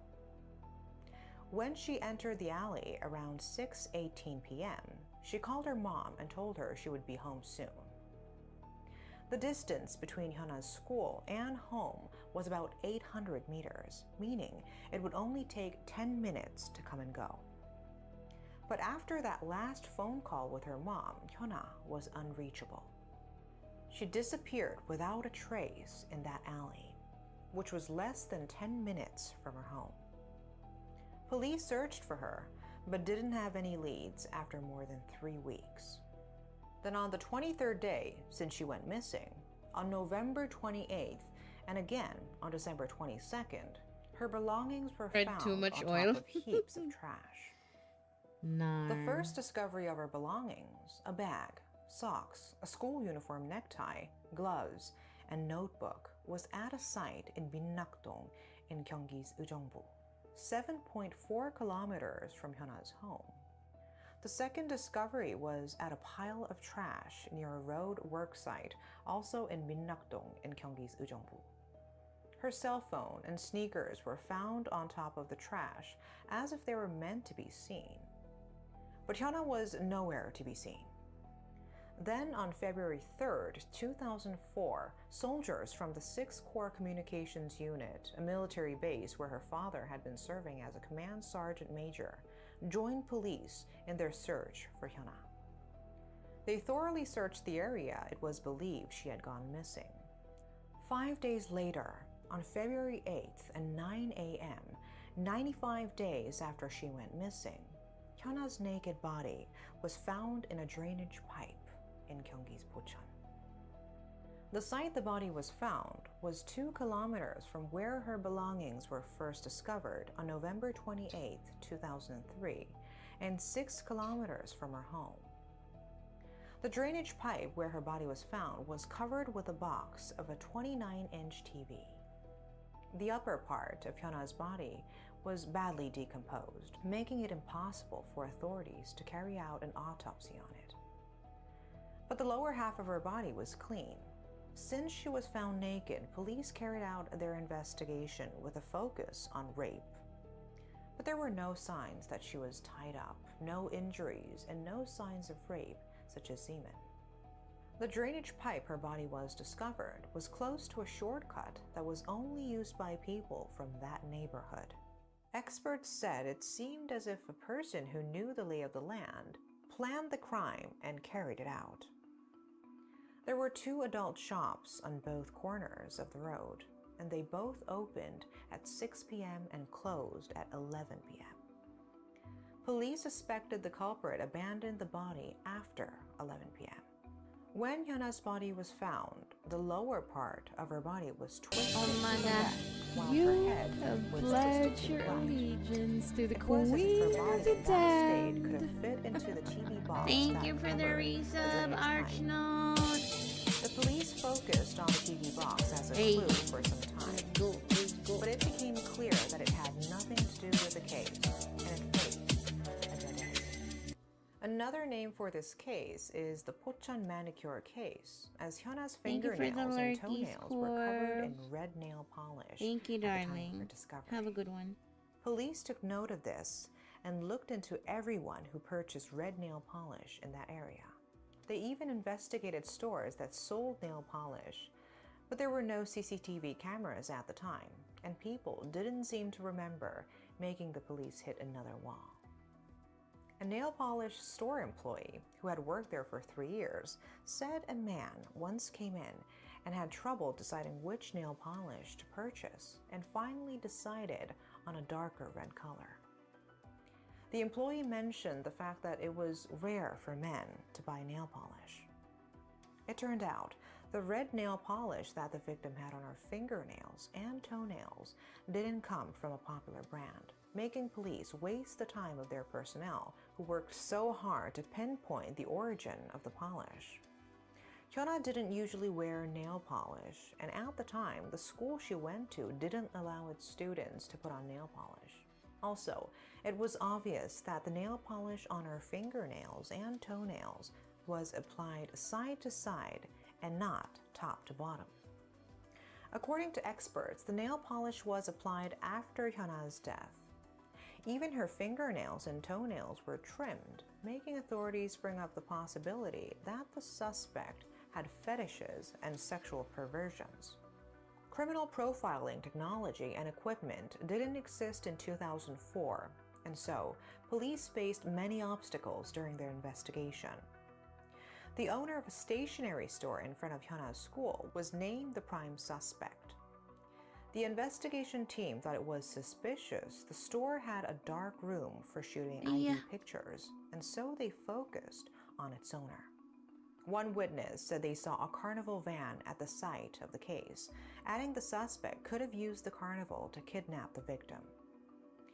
The owner of the stationery store owned a carnival, and the owner is said to have often visited a picture frame factory across the street from the site where ℒ𝔮𝔮's body was found. Women's hair was discovered in the trunk of the owner's carnival, and luminol found in his darkroom. The investigation into the case seemed to be progressing, but luminol can react to rusty iron fillings, so the owner's alibi checked out, excluding him from the list of suspects. Then police kept their eye on 20 men with perverted dispositions in the Pocheon and Ujeongbu areas.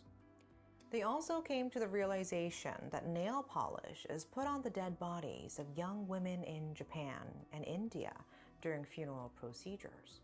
And so, they detained 30 illegal aliens. But the following day, around 10,000 illegal aliens fled the Pocheon area, causing the police's investigation to hit a snag once again.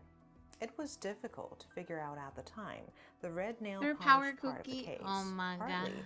due to a lack of Not the ASMR insults. Alright. Well, here's one for you. Sa pagkaibalo, putot manaw ka. Ang ako na lang gusto unta. Mainom ka o growy para matangkad po kagamay. Kailangan na nimo. Para mahalin po ka kay loipot ka. Ako na lang yun naluin nimo. Imohang naong pantihina. Ko'y ganahan ana. Yes, Sir Power Cookie. Yes. Thank you for the redeem. Scientific investigative techniques. The case became more of a mystery. Then, 15 years later, the case was dug up on an investigative journalism TV program in 2019. At the time the body was discovered, it was badly damaged, prompting police to close the case as the cause of death was unknown. But in 2019, experts told an interview that the victim likely died of cervical compression caused by pushing the neck and head back.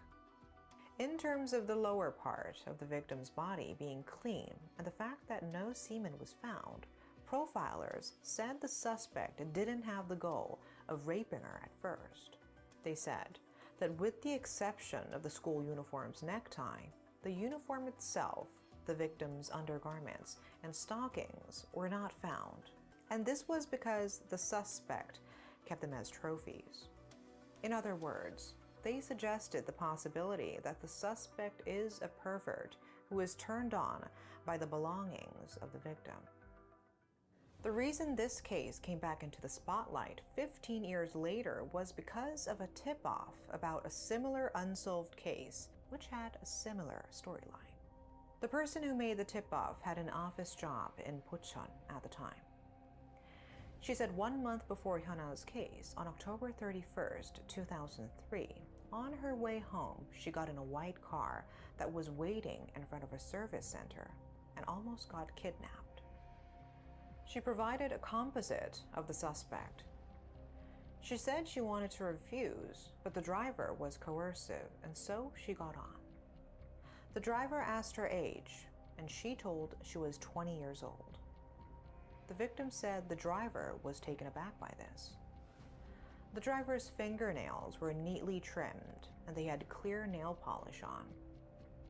The car passed its destination, and the victim opened the door and tried to escape. The driver stopped the car and dropped her off and made a U-turn towards a nearby middle school.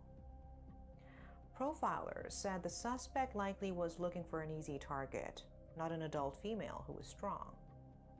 She said if she reported the incident at the time, the disappearance and death of Hyuna wouldn't have happened. She said she was too scared to report it. She instead went to her hometown to rest and came back a week later only to see a banner that Hyuna was missing.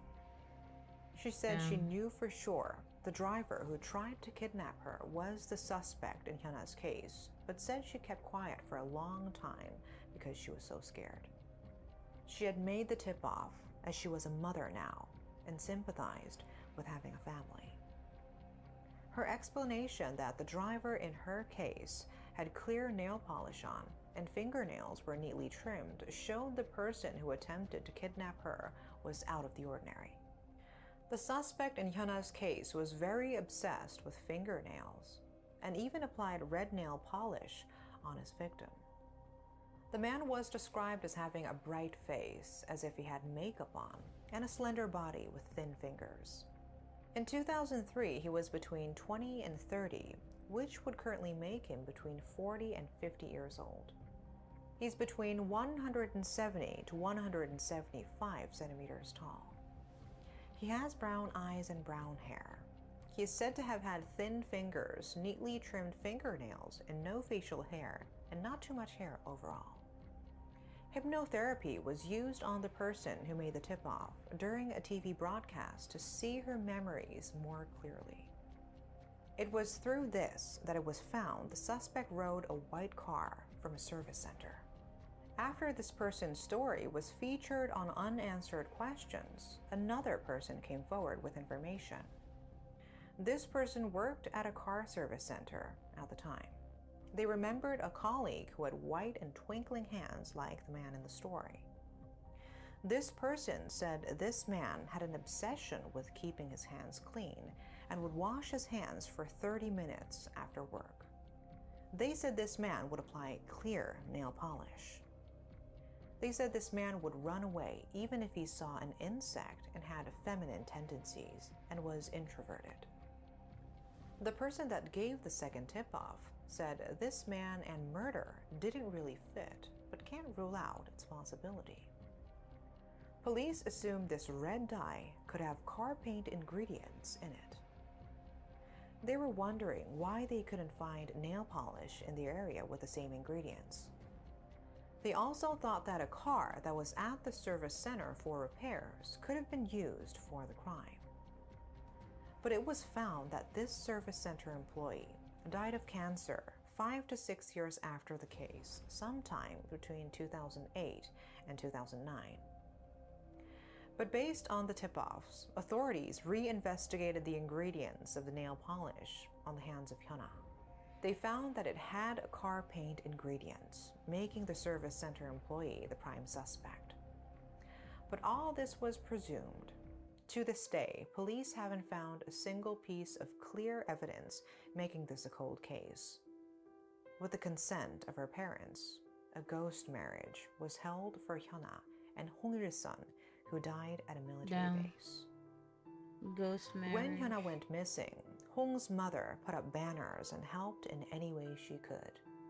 This acquainted the two families. They chose Hong for the ghost wedding to protect Hyuna from all the torture she went through. Aww. Hyuna's life ended at such a young age. It's an even more heart-wrenching case, as her parents hope she will not be too lonely. I wonder what's the purpose of the ghost marriages. That's all for today. Thanks for watching. Like, what do the living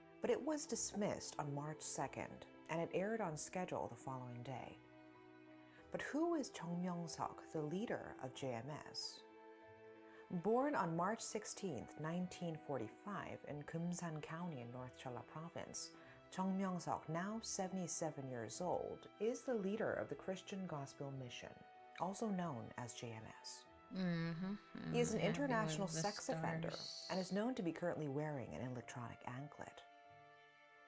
Born to father 𤔐𝔥𝔢𝔯 and mother ℭ𝔲𝔠𝔮 as the third son, 𤔐𝔬𝔦𝔯 had 5 brothers and 1 sister.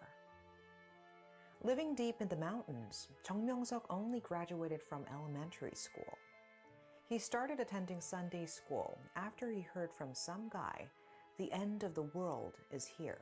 Believe in God." He studied the Bible diligently so that he wouldn't be ignored. But where did he go wrong from such a young age? He started to interpret the Bible in his own way. Based on his interpretation of Bible theory, 𤔐 set up his first church in 남가자동 on June 1st, 1978, but was soon expelled. In his early days, 𤔐's church was called the Echeon Church. During those gloomy times, this church targeted university missionary organization members such as SBF, IVF, CCC, and UBF, as well as university activists, and shared 𤔐's Bible theory with them. But this church was declared a cult by most Protestant denominations in Korea. His teachings were based on 30 lessons that form a numerological interpretation that identifies 𤔐 as the second coming of Christ. Damn. 𤔐's church teaches that sins could be undone by having sex with 𤔐 as a purification rite. What the fuck? Members of JMS say they stand for Jesus Morning Star or Jesus Messiah Savior, but actually JMS are the initials of its leader 𤔐𝔬𝔦𝔯𝔬𝔦. 𤔐 told other believers that they not only need to love God with their mind, but also be willing to give up their genitals. The sex scandal surrounding JMS President 𤔐𝔬𝔦𝔯 and terrorist acts carried out on its leaders make for the most unprecedented cult scandals in Korean history. 𤔐𝔬𝔦𝔯 attempted to make bodily contact with female believers by telling them that he would look after their health.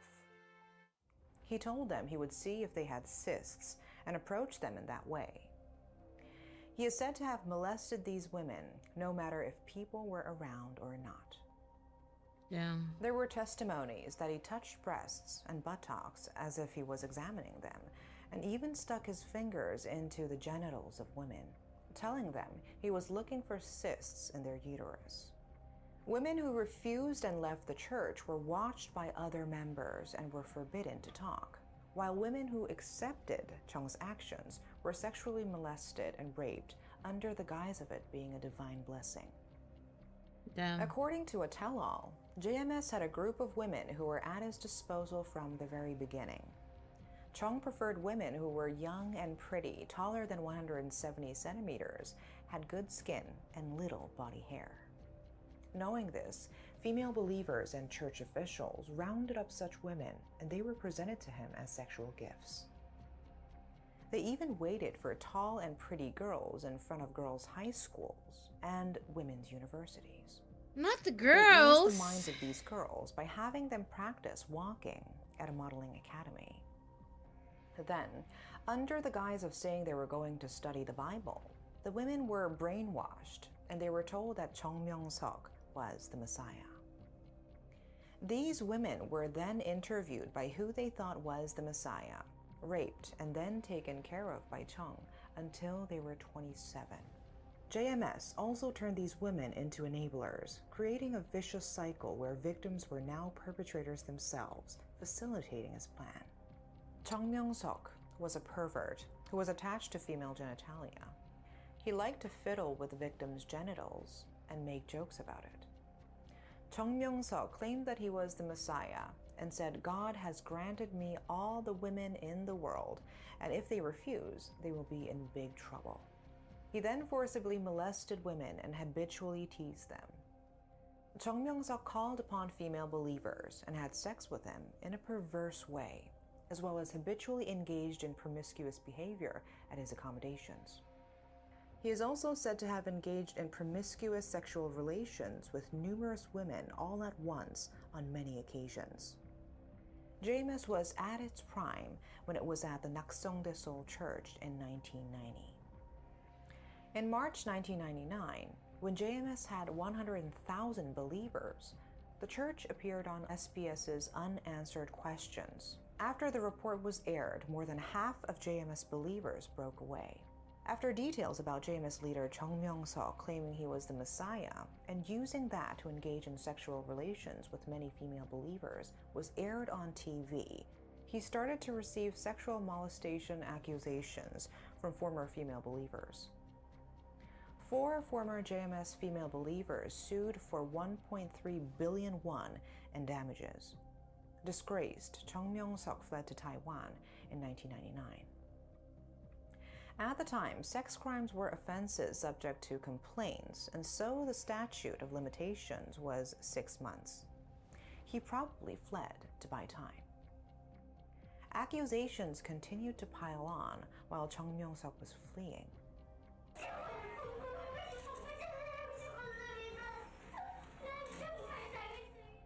In 2003 and 2006, female believers said they were victims of either rape or sexual harassment.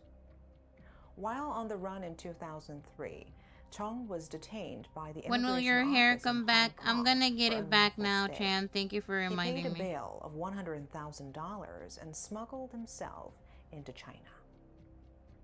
𝔐𝔬𝔱 was an international criminal accused of multiple offenses. In January 2004, he was added to a red notice list. Despite this, 𝔐𝔬𝔱 lived freely in China for about 3 years.